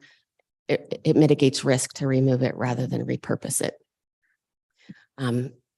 We have found over time that some of our demolition costs have been low to start with, and sometimes a request will be recycled year after year without having an inflation or a new cost estimate created. With our new staff, with lots of expertise in construction estimating, we want to make sure we don't bring projects to you for an appropriate request and appropriation when it's already too low. And I think that's what happened on this previously. And Mr. Chair, if I may add, the reason we've been having these inflationary conversations is the dollar amount then versus what it takes to take it down now. And then I would also say that largely in our demolition projects, the tipping fees and the increase in tipping fees have a lot to do with that cost changing. Representative Sherwood, follow on. Thank you. And this is more of a question to prioritizing. So I understand that there are 3 dorms on the campus right now, and that the 2 that are planned to be kept up or updated also include a need for fire suppression, ADA compliance, upgrades to HVAC, lighting, electrical, plumbing, et cetera. Thinking about that these are being used now by the public, why is the demo of a building more important than putting fire suppression in an existing building that the members of a public are using? Thank you. I got it. Mr. Chairman, Representative Sherwood, those other needs are likely able to be funded through major maintenance. And so they don't need to come before JAC or legislature for an appropriation individually. They are funded through the square footage calculations for those buildings. And as a follow-up, Mr. Chair, we also will analyze, which is, I believe, Representative Sherwood, the situation with the other two. We analyze cost to repair versus cost to replace. And when we exceed that threshold, then there's a recommendation to tear down. There might be improvements to the other ones, say electrically, but electrically, this facility has been red tagged and the building's been shut down. So you might see similar items going on in each, but clearly with the asbestos and the abatement issues in this building as well, it's in a different condition than the others, if that helps. Thank you. Very good. Representative Sherwood. Okay. Representative Larson, you're anxious to go, but I did want to add parenthetically, I think I stayed in this dorm when I went to Boys State at the fairgrounds. That explains it. And to me, it wasn't that long ago, So, but it was an old building then. thank Okay, you, go Mr. ahead. Chairman. So we heard from the state fair people when they were here. The reason this is their priority list, it wasn't developed by the Department of Construction.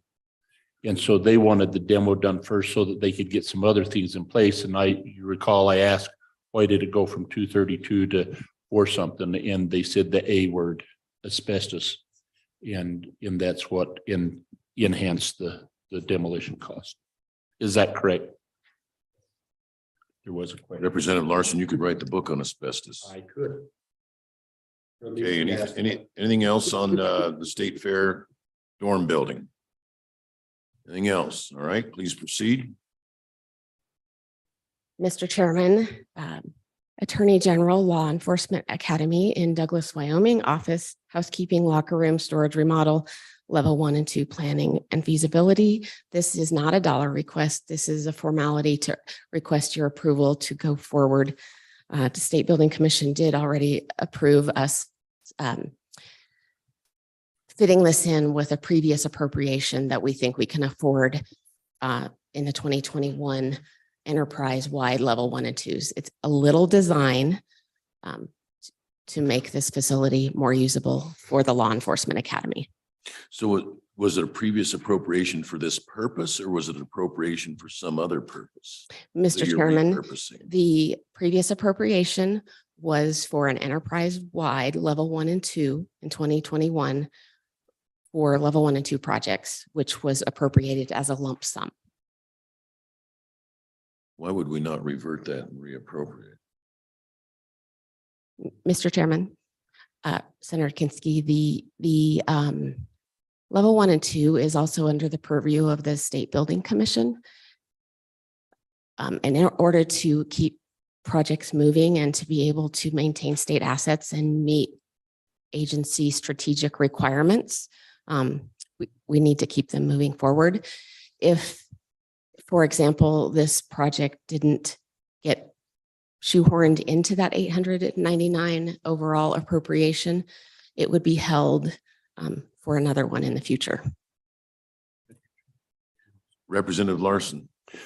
So correct me again if I'm wrong, Director Vincent, we put a pot of money in there for level 1 and level 2, and then we say, here are projects worth considering, and you take that money and fund those level 1, level 2 studies as far as you can go.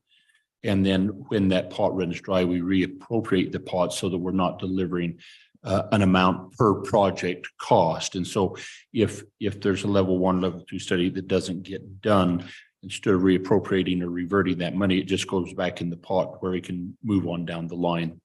Do I understand that? Yeah, Mr. Chair and Representative Larson, that's exactly what it is. We were just going to ask Laura to go a little bit more into detail on that and explaining what you just did. Yes. Thanks. All right, and at $0 is the kind of appropriations we like to make. Anything else on that before we move on? All right. Next up is LCC exterior facade renewal. Mr. Chairman, Wyoming Community College exterior facade renewal. Phase 1 In addition to the approval of other funds for each project, the State Building Commission recommended a total of 12 million general fund for items requesting general fund enterprise priorities 6, 7, and 9 to be distributed as approved by the Community College Commission. The governor on this first one, the governor reduced the general fund contribution by $33,448. That difference in the request would be absorbed by the State Construction Department administrative funds that are requested here. The total appropriation for all of these projects, 6, 7, and 9, does exceed what the Community College Commission is actually asking for. Okay. Governor. Questions, comments? All right. Rock Springs.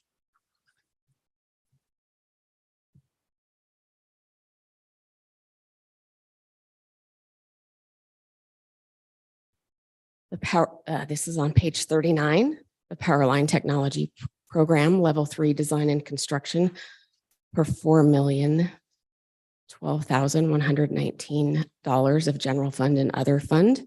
The governor's total general fund recommendation for the community college is 12 million, which covers this project. Questions? Hearing none, proceed. Wyoming Community College Commission, Eastern Wyoming College, Douglas Campus, Construction Technology Edition, Level 3 Design and Construction. This is authorization only.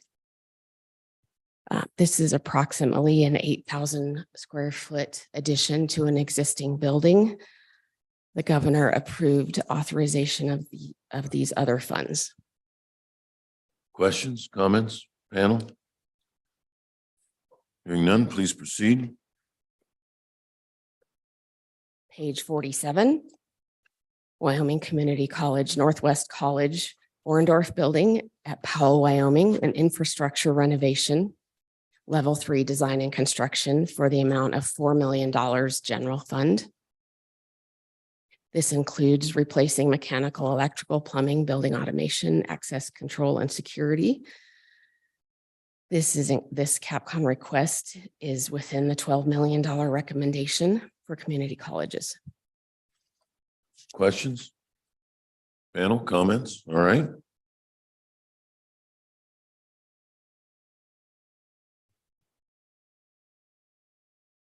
Page 51. University of Wyoming War Memorial Stadium West Stands renovation phase. In addition to the approval of other funds for the project, the State Building Commission recommended 15 million total of general funds for the following items. The governor recommended the $15 million general fund one-time funds for this project only. Okay. Questions? All right, proceed. So we're going to skip over the Laramie Lingle Powell unless somebody on the panel would like to discuss it. Let me know. All right, proceed. Jackson Lake.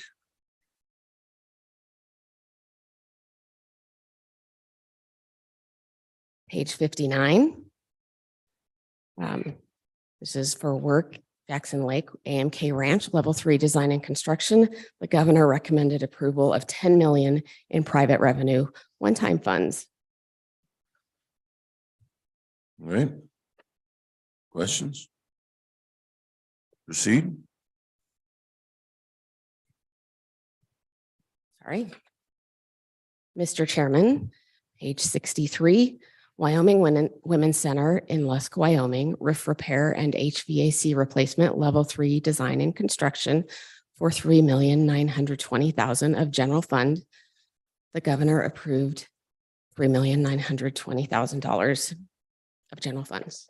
Questions, comments? All right. Does anybody wish to resurrect the projects on 67 and 71, the Science Initiative Shelled Space and the roundabout at 22nd and Willett? The answer is yes. Okay. Which one did you want to visit, Representative Nicholas? Shelled space. Shelled Space. All right. If you could go to page 67, folks.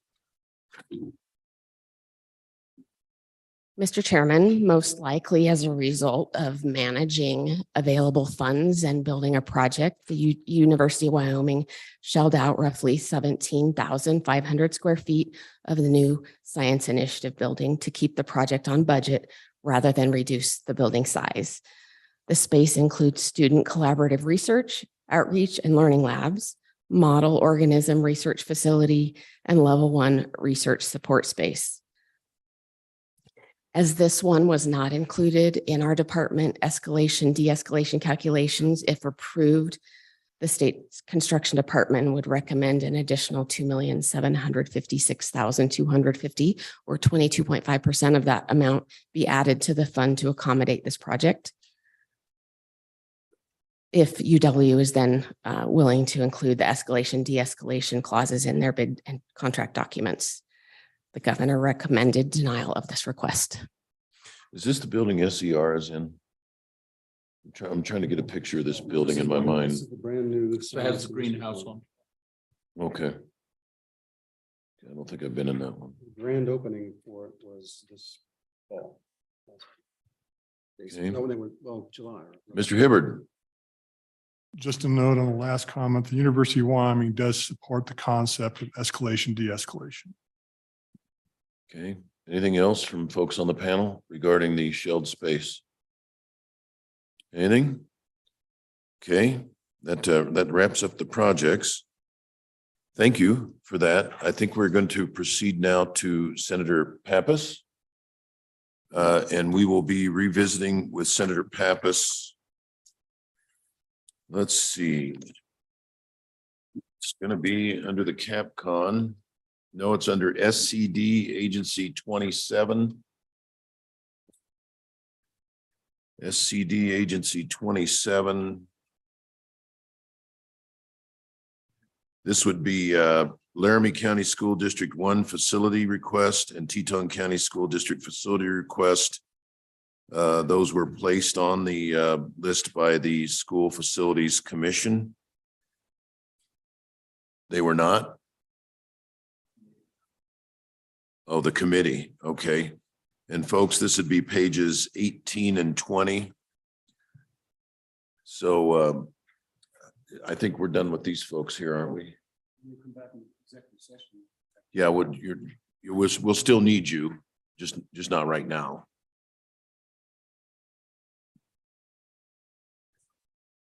Okay. I'm being asked to stay up here. Okay. All right, Senator Pappas, welcome. Thank you, Mr. Chairman.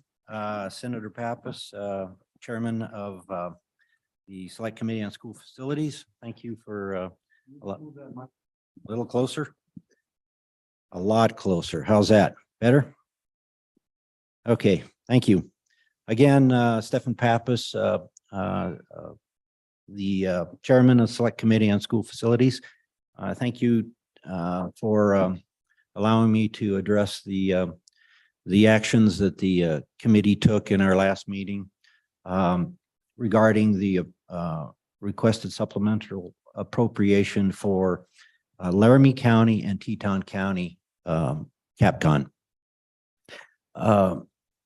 And I think the biggest issue was not so much the projects. The biggest issue why it, I think, was not in the governor's budget was because of that it didn't completely get through the commission's process. And that was brought up and discussed in committee that it should have completely gone through the full process. And I spoke with the governor about this as well, as did other members in the committee. However, it was the feeling of the committee that the process actually didn't work and as well as it should have been, and that the costs that we'd be facing if we didn't do these right now would be exponentially larger if we didn't do them at this time. And so let me just explain to you where I believe the appropriation request was just north of 117 million, almost 118 million. 79.9 for Laramie County and 37.8 for Teton County.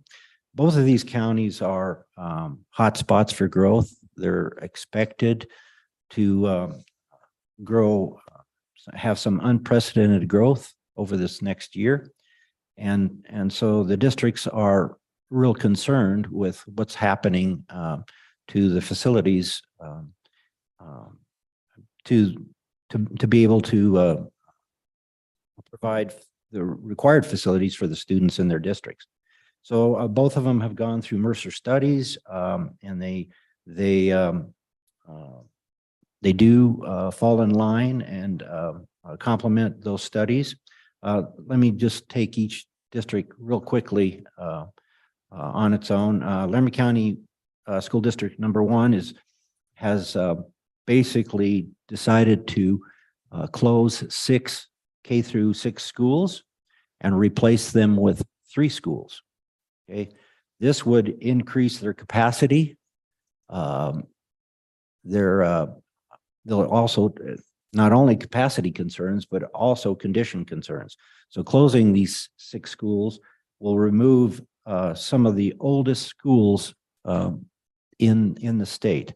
The average age of those 6 schools is 66.8 years old.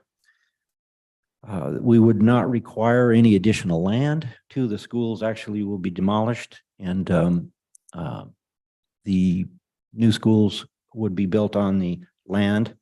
On the 3rd school, they already have the land, so there's no land acquisition. And then the 4 other schools would be sold off. They would leave the inventory.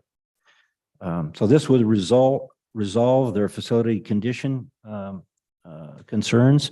Also take care of reducing a lot of major maintenance that those 6 schools will necessarily have to spend. Also, there's new, and the reason for it is there's new development, especially in the South Triad with Sweetgrass and many other subdivisions coming online, with the expected growth here coming in because of the work that the Air Force is going to be bringing in, and just the other growth that Cheyenne is experiencing. So after this is complete, it will bring our capacity to 83%, which will carry us for quite a bit longer. So that's a good, that'll be a good outcome. In Teton County, again, they're expecting a growth there as well. They're projected to be at 100% capacity within a year. The request there is to rebuild a bus barn and to remodel the Jackson High School, as well as provide some space in the, I believe it's called the Bronx Achievement Center. And so that project is those 2 projects together are $37.8 million. My concern and the committee's concern is that the delay of these projects will add quite a substantial amount to the actual construction cost. As you well know, inflation costs today are very high, and in the construction industry, they're even higher than our general inflation costs. I would, and I could leave the director tell me what they are, but the ones that I've been seeing, they've been easing a little bit over the last couple of months, but they're still higher, and we're looking at about 8 to 9% inflation costs in the construction industry. I can tell you right now what happened in the past, and I don't want to see it again. As you recall, many of you who were here, we did when Cary Junior High, which was a project of my own. We did pull the funding for 1 year, delayed it 12 months. At that time, the inflation cost was 4%. So on a $43 million project, that was, I believe, about $88,000 a month. We did not increase the funding a year later. We just approved the project as is. Consequently, we had almost $1 million of inflation. I had to go back and redesign that project to reduce it. And right now, I can tell you, 3 years into that project, they're now at 100% capacity. So I don't know, we're just growing here in Laramie County. So if you look at the $117.7 billion and you figure 8% inflation in 1 year, we're talking $9.4 million additional if we wait till next year. It just does not make sense to not put this money. We all agree, well, not all of us, but some of us agree that yes, we should save some of our money. This year we've got an unprecedented amount of money, but we should invest it, right? We should invest it for the future. These are one-time dollars that we're going to eventually have to spend. Let's spend them correctly. Let's spend them right. Let's put them in the capital investments that we know we need to do, and not have to increase that cost a year or 2 years down the line by $10 or $20 million or whatever. It's actually saving us money in the long run by putting our money in that investment. So again, the committee thought that the process did not work in the state's best interest by going through the commission. We had some issues with some commission leadership, and the commission leadership was changed. There was a little bit of bias against these districts. That's unfortunate, but I think the commission is back on track. However, the buck doesn't stop with the commission. The commission provides that recommendation to us, the legislature. We have the ability to decide what's important for us, for our constituents, for our citizens of this state, including our children who need these facilities. And the majority of the Select Committee on School Facilities thought it was an important enough issue to put these dollars now so that down the line, we will, because we know these districts are going to continue to grow. We're just going to get that far much more behind if we don't act now. And I think the ability for us to do it now, in light of our fiscal resources, we're able to do this. Let's invest in that in these projects. It will alleviate a lot of the worst buildings in the state, and will reduce our major maintenance as well. So on behalf of the Select Committee, I ask you to reconsider funding these projects so that we can move forward with school construction. Thank you, Mr. Senator Chairman. Pappas. Representative Nicholas. So, Stefan, I'm curious, on the Laramie County side, you're going to tear down 6 schools, basically, or, and then build 3, is that correct? That's correct. There are 2. So in the sequence of this process, are you going to build all 3 schools at once, or is there in terms of the plan that the county put together, what's the sequence? In other words, if they wanted to start construction next spring on some demolition and start building, are they going to build 1 school at a time? And I'm asking that to say, well, if we approve the project, we fund it for enough dollars to get off the ground, if that's a possibility, how would that play out? Well, as you know, their plan all along, after we built Cary Junior High, they used the old Cary Junior High for a swing school space. And their intent is to move students from from the buildings that are going to be tore down. And some of them actually can be torn down, like we did Baggs Elementary here in Cheyenne. We tore that school down, but we didn't tear it down until the new school was built. We had enough land to build a school in the old playground. And then when the new school was built, we tore down the old school and built the new playground where the old school was. So projects like that can happen right away. And one of them is on land that they already have, that there is no school, as I understand it. The director may have better information than I'm not so sure that I know exact details, but I think the intent is to get all three of these projects going right away. Director. Mr. Chair, Representative Nicholas, all we have at the department look at is the same PowerPoint that they've presented to the commission and the select.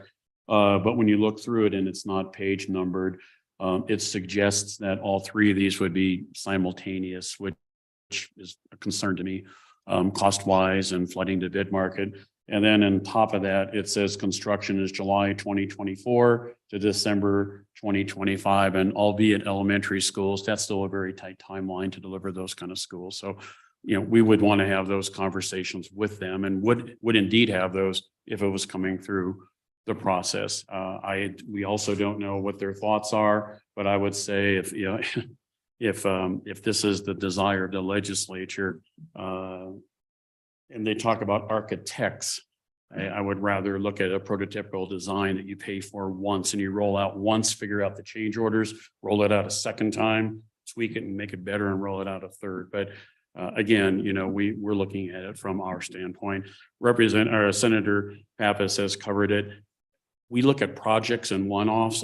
These two districts came forward with a master plan. So there's a lot of moving parts in there and not just trip over our rules in our department, the commission rules, trips over statute, so this is the place for that conversation. It doesn't go through us if it's going to go through wherever this group wants to take this. I mean, just as an example, in the Teton one, a bus barn moves up. Everybody else has bus barns. The commission through statute is told to take care of education first before you take care of ancillary facilities. So there's a lot in here. It's very unique in their requests.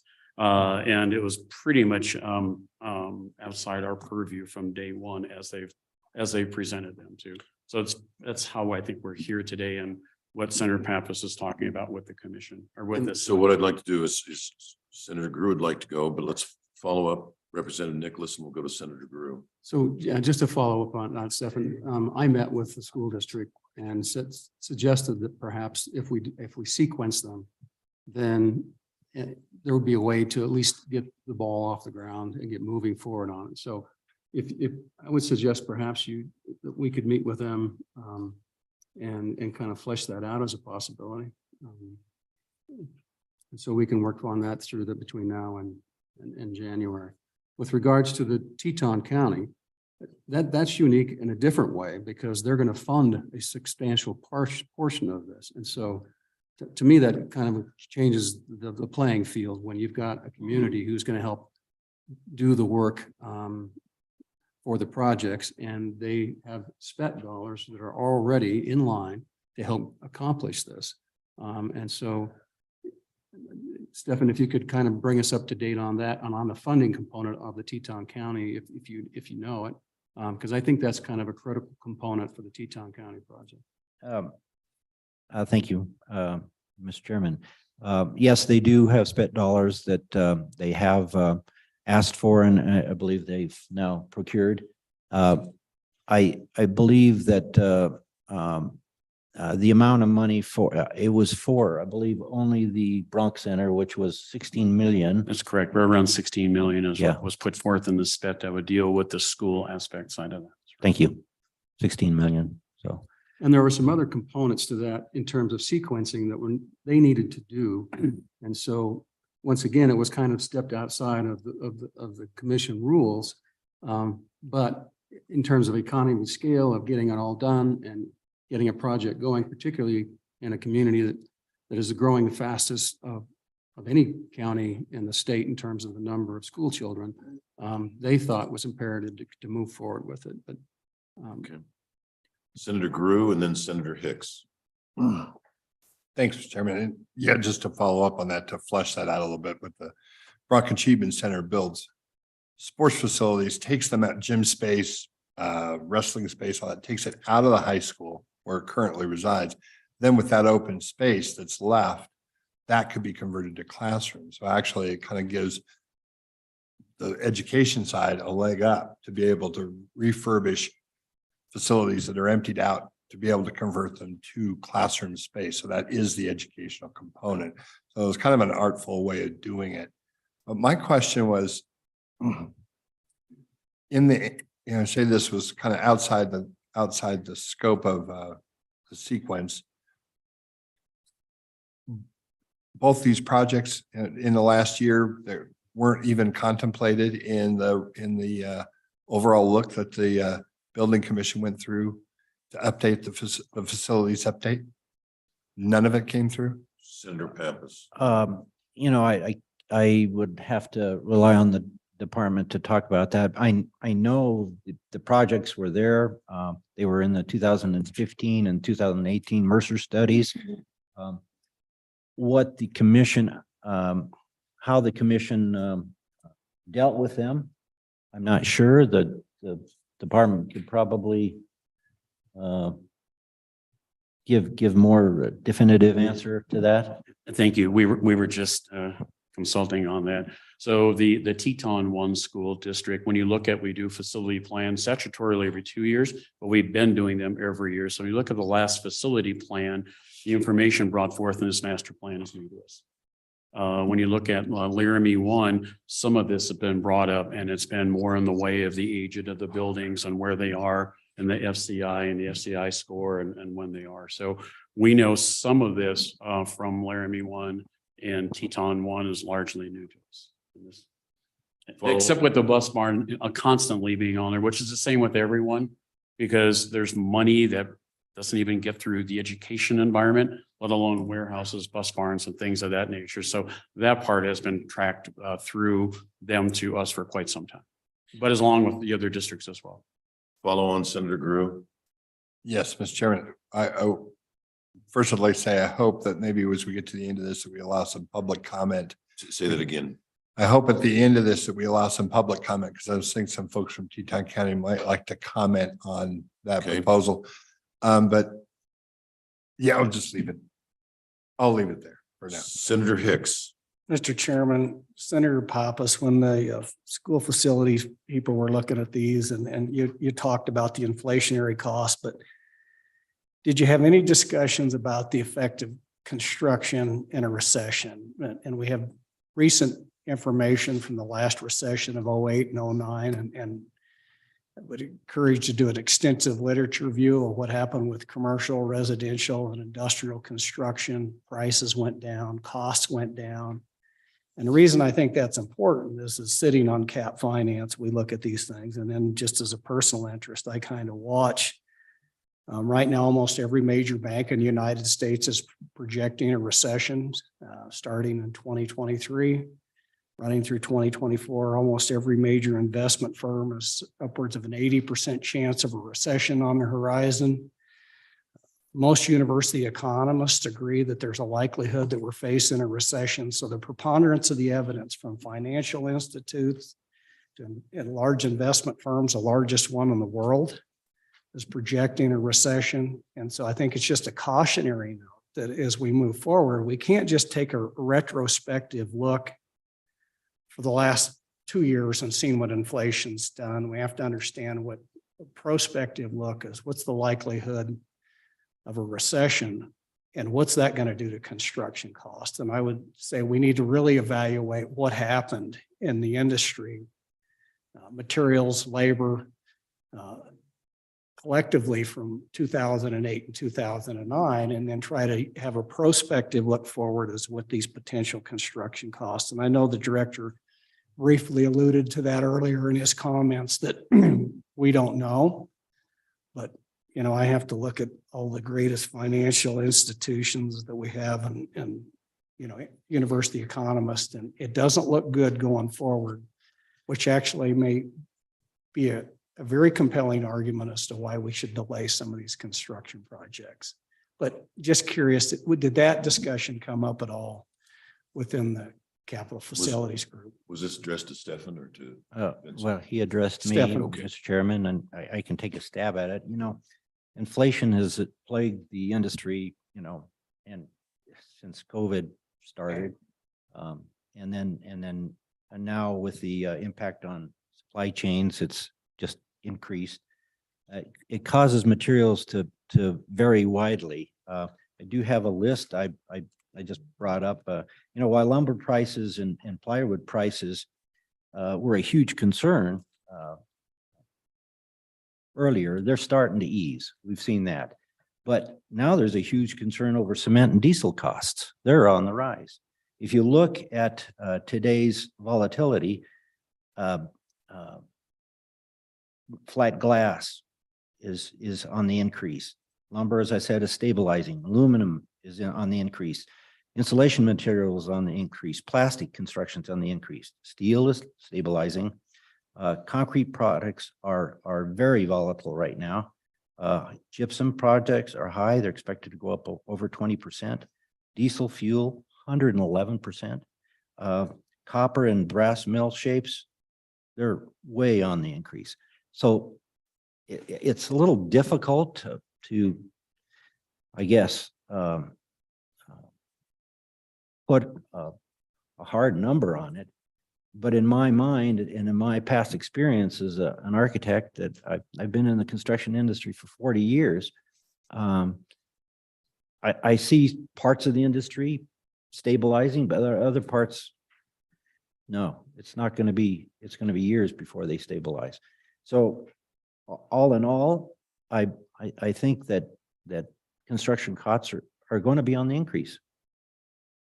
Probably not as high a percentage as we saw last year, but I certainly don't think they'll be less than 8%. My personal opinion. Even with the research. Follow on. Representative Schwartz. Thank you, Mr. Chairman. Nice to see you, Senator Pappas. Thank you. So you mentioned the SPEP ballot that allocated money for the Bronx Achievement Center.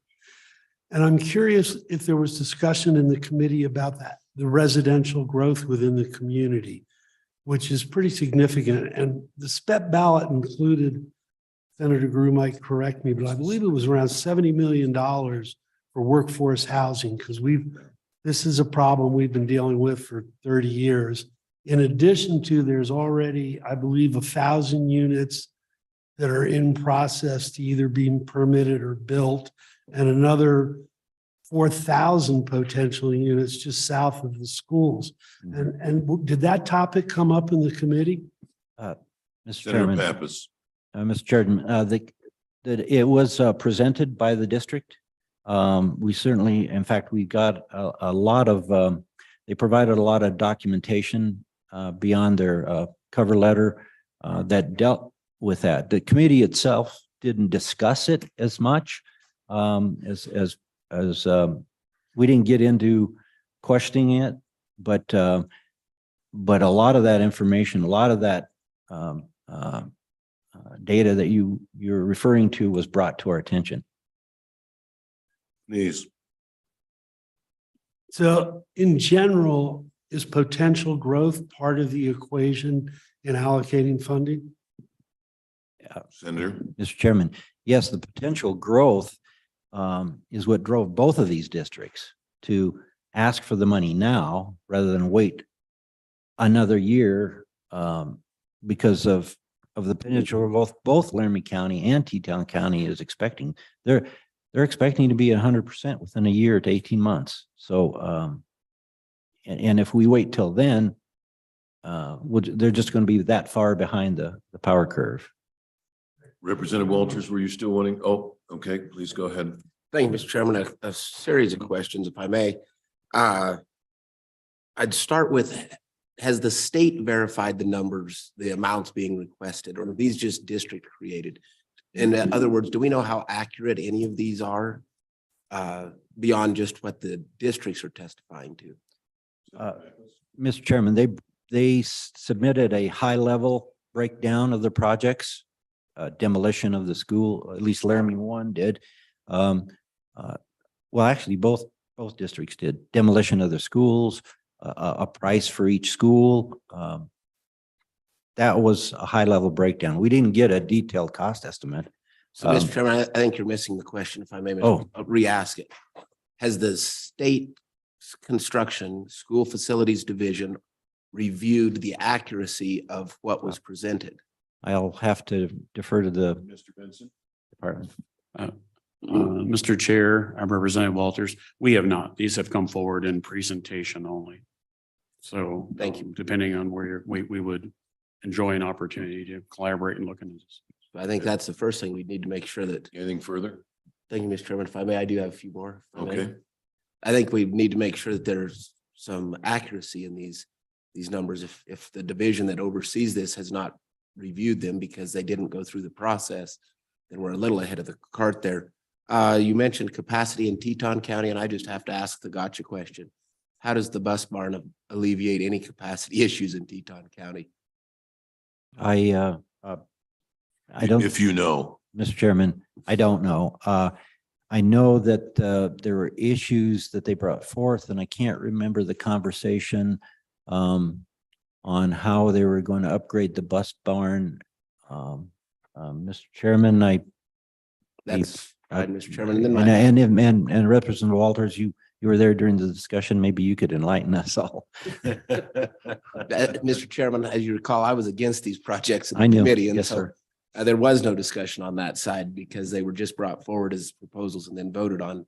Very, very limited discussion on the actual depth of the project. Actually, it was more on the process was the discussion.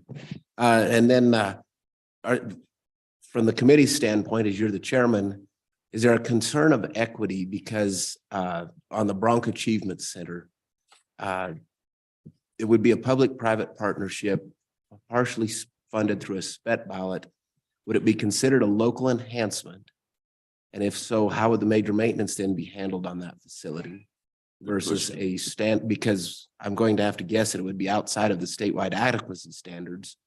Otherwise, every district with lots of money would pass spet ballots and we would have Taj Mahals in our wealthier counties and not so much in our poorer counties. And that's what the Campbell decisions chose to try to alleviate, was spread that wealth statewide. So it would have to, I would have to guess, the local enhancement. How does the district plan to work through all of these issues? Well, Mr. Chairman, I can't speak for the district, but I believe that there's probably a process where the facility could be reviewed and the square footage that is that would fall within the guidelines could be determined. I guess, again, I would leave it up to the department to, work with the district to come up with those numbers. I wouldn't know right now, Representative Walters. My final item is not a question, but just to show that I ask these questions to show the value of using our commission-based process. It brings the agency in that reviews this to understand how all of this comes forward. Instead of allocating a pot of money out there for what the district wants without any details other than what the district has presented, we don't have those answers. We don't know how it will affect our roles, our expenditures going forward in major maintenance, because none of this has gone through its appropriate channels. And I think that is why the governor says that, yes, they're valid projects, but they need to go through the appropriate channels. And when they don't, these are the kind of questions that come up. And that's, again, I would support the governor's position on this. Mr. Chairman. And that's it. Mr. Chairman, I understand that. And when I spoke with the governor, I did agree with him that, yeah, we have a process and when we can, we should work within those guidelines process. But when both these districts bring these projects to the commission and they feel, I think they just feel the commission has failed them and they're turning to us for a solution. So, whether that's true or not, I don't know. Okay, I wasn't there at the meetings, and why the commission decided not to push forward these projects, and again, I wasn't there, but I believe these districts, and I won't speak for them, but it's my understanding, it's my impression by speaking with them. I could be wrong, but I think they just felt the process wasn't working for them, and that they're turning to us as an alternative. That's why they brought them directly to the select committee. Right or wrong. Mr. Vincent, if I wanted a list of all the other projects that are on the commission's list in priority order by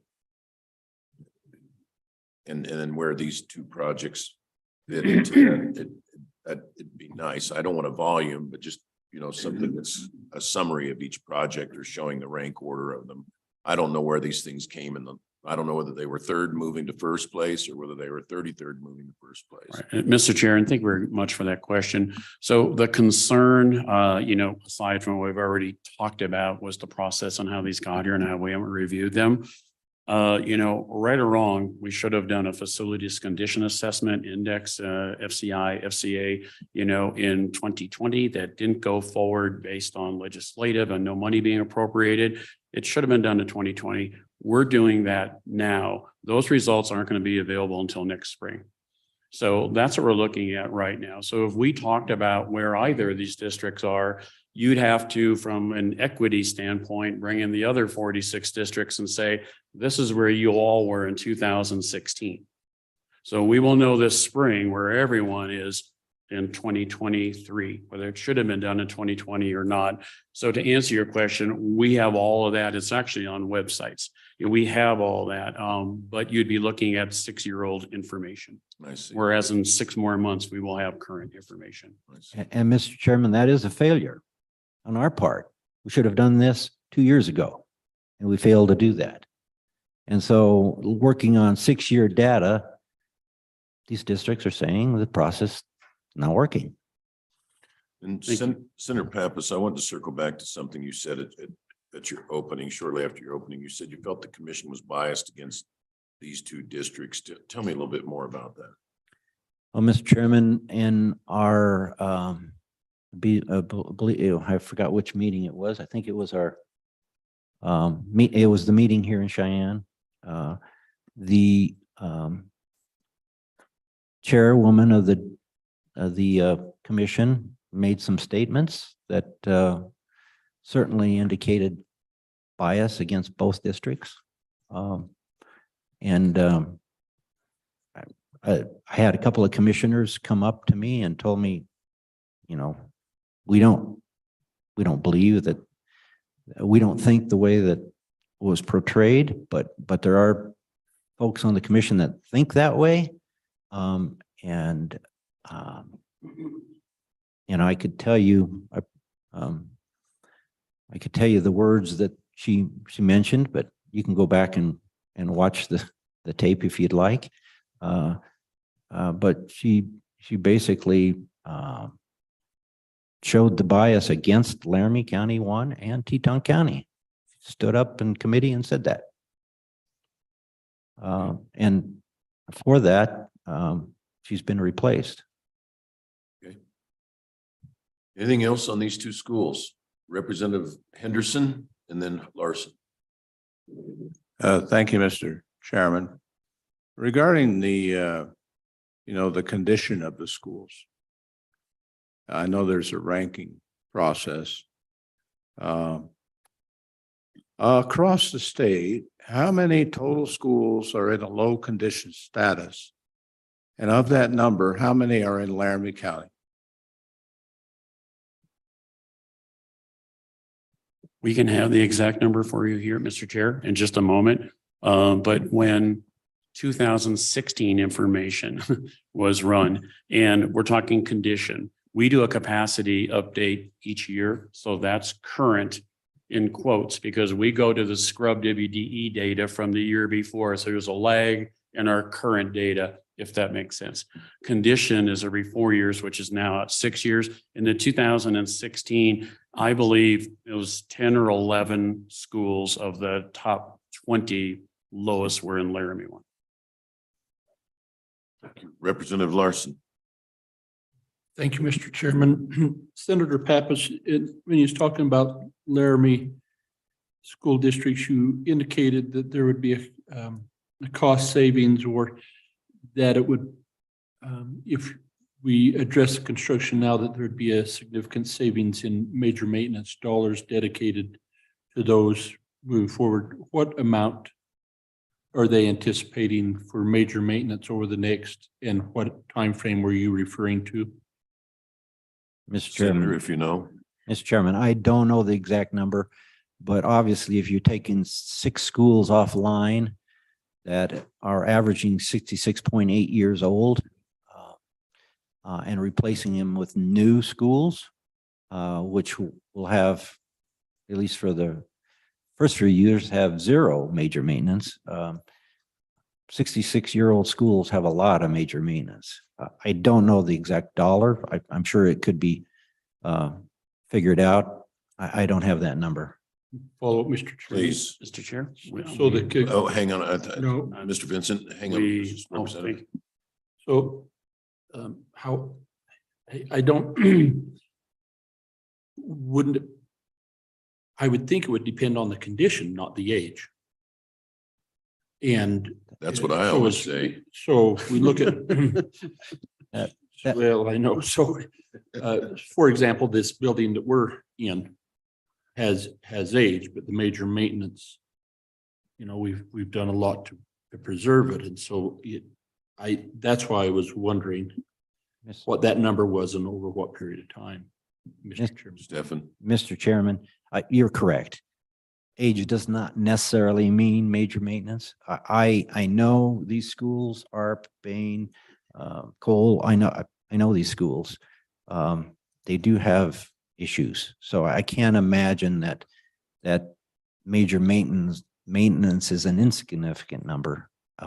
Again, the department has those numbers and can provide them. I just don't know them. So before we leave you, Representative Larson, Mr. Vincent was trying to volunteer some information. Thank you. So we had right on our hot little hands, we were able to answer a question in real time. The 6 schools that Laramie 1 is proposing in this plan, since 2017, we took a snapshot and they've spent about $4 million across the board on those 6 schools since 2017 in major maintenance. We were looking for that number and that savings predicated on what they've spent on, Okay, Representative Walters. Thank you, Mr. Chairman. On the major maintenance discussion, there will really be no savings in major maintenance because major maintenance is derived from square feet. So there will still be, and it's doesn't matter if it's new construction or 100-year-old school, it's a square footage calculation to the district.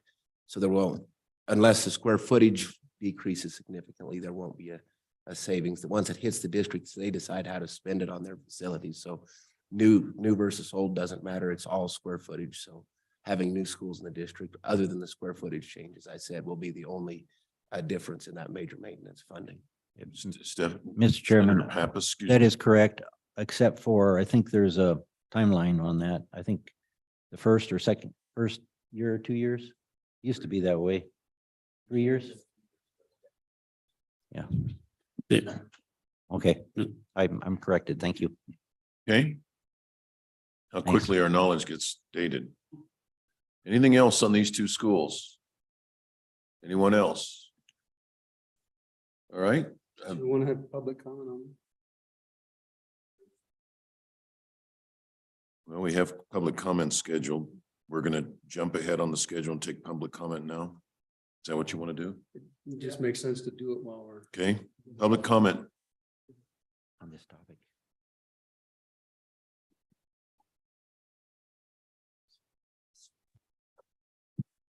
Good morning, Mr. Chairman, members of the committee. I'm Janine Bateski from Teton County. I wanted to fill in some of the unanswered questions that were brought up. Let me begin with one of the easy ones, which was the question on major maintenance. The major maintenance, back way back when, the last time we went on a SPET ballot, we went on a SPET ballot to build a gymnasium for Davy Jackson Elementary School, because of course it did not meet the facilities guideline. Consequently, Teton County School District put in place a recreation district, which levied $300,000 to put into a reserve account to use to fund the major maintenance of that building.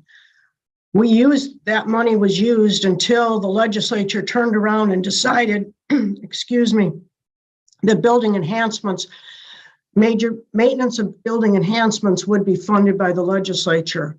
I think, and I don't know the answer to this, Representative Walters, but I think you all may know more than I do on it, is that I think the example that could be used is what's going on in Albany County when they built their new high school with a $25 million bond for enhancements. I think the same model could be used for the Bronc Achievement Center. So let's talk about growth in Teton County. You've all been reading a lot of articles about this neutral work environment that has been created, predominantly started with COVID, right? Well, I would suggest to you that one of the things that we saw was a major change in enrollment as a result of the neutral work environment and people moving to Teton County, as well as Cheyenne, by the way, because they can work in a location neutral place and have their children attend schools instead of living in places like New York and California and the like, which is constantly shutting down their schools. So what this did in Teton County was it really created a very, very competitive real estate market that resulted in a huge escalation of property values. And so the state, and I think Don Richards has mentioned this before, the state has seen a $51.4 million recapture from Teton County. Also, as we're seeing growth, to clarify what Representative Schwartz was saying, there are 825 units that are anticipated to come online between now and 2024. That will result in a huge escalation in our student populations. Now, it's kind of interesting because I've been reading articles. I just read an article yesterday about culinary programs being a priority for our state as a result of tourism being such an important element in our revenue picture. Well, if you could see the conditions in which our students cook, they are literally cooking. They are lined up 6 deep, cooking on hot plates, because we had to take part of our cafeteria and turn it into a culinary space because we don't have the space to accommodate a culinary program. I think Senator Grew did a good job of explaining that one of the conversions that would happen is we would take all of the athletic space and that would be moved out into the Bronc Achievement Center, allowing us to repurpose that and make classrooms out of it, which is about $1.8 million. We were very, very nervous as we went through the SPEC process, I have to tell you, because of the number of folks that were complaining about their property tax increases and recognizing that 70% of it goes to education. We were very concerned and feel very fortunate that the voters approved the $16.5 million SPEC for our Bronc Achievement Center. So at that, I'll see if you have any questions of me. Questions? Any questions? I guess, Mr. Chair, if I could add one more thing. All right. It was questioned about the validity of the numbers that we're using for our Bronc Achievement Center. The numbers that are being used were generated. Actually, they're quite old. They're, I think, somewhere between 18 and 24 months old. But they were generated by the architecture firm that was hired by the department in 2018 to do our Mercer study. Okay, anything else? Thank you. Greatly appreciated. Stefan, or Senator Pappas, closing comments? No, that's it. I just, thank you for your time today. Hopefully you'll consider, these important projects, they will save money down in the long run. And I get it that they don't follow the process, but sometimes the process is a little slow and costs us money when we do that. So thank you. All right, thank you very much. Have a wonderful day. Merry Christmas. Okay. That concludes our walkthrough of those various projects. We next are going to have an executive session. We'll have remaining in the room, the committee, representatives of the University of Wyoming, the construction division, and LSO staff. So we'll just take 5 while we clear out the room and those folks get set up. Again, it'll be an executive session. Depending on how long it goes, we might actually go to a break at some point, go down, get lunch and come back up. We'll stand at ease for 5 minutes.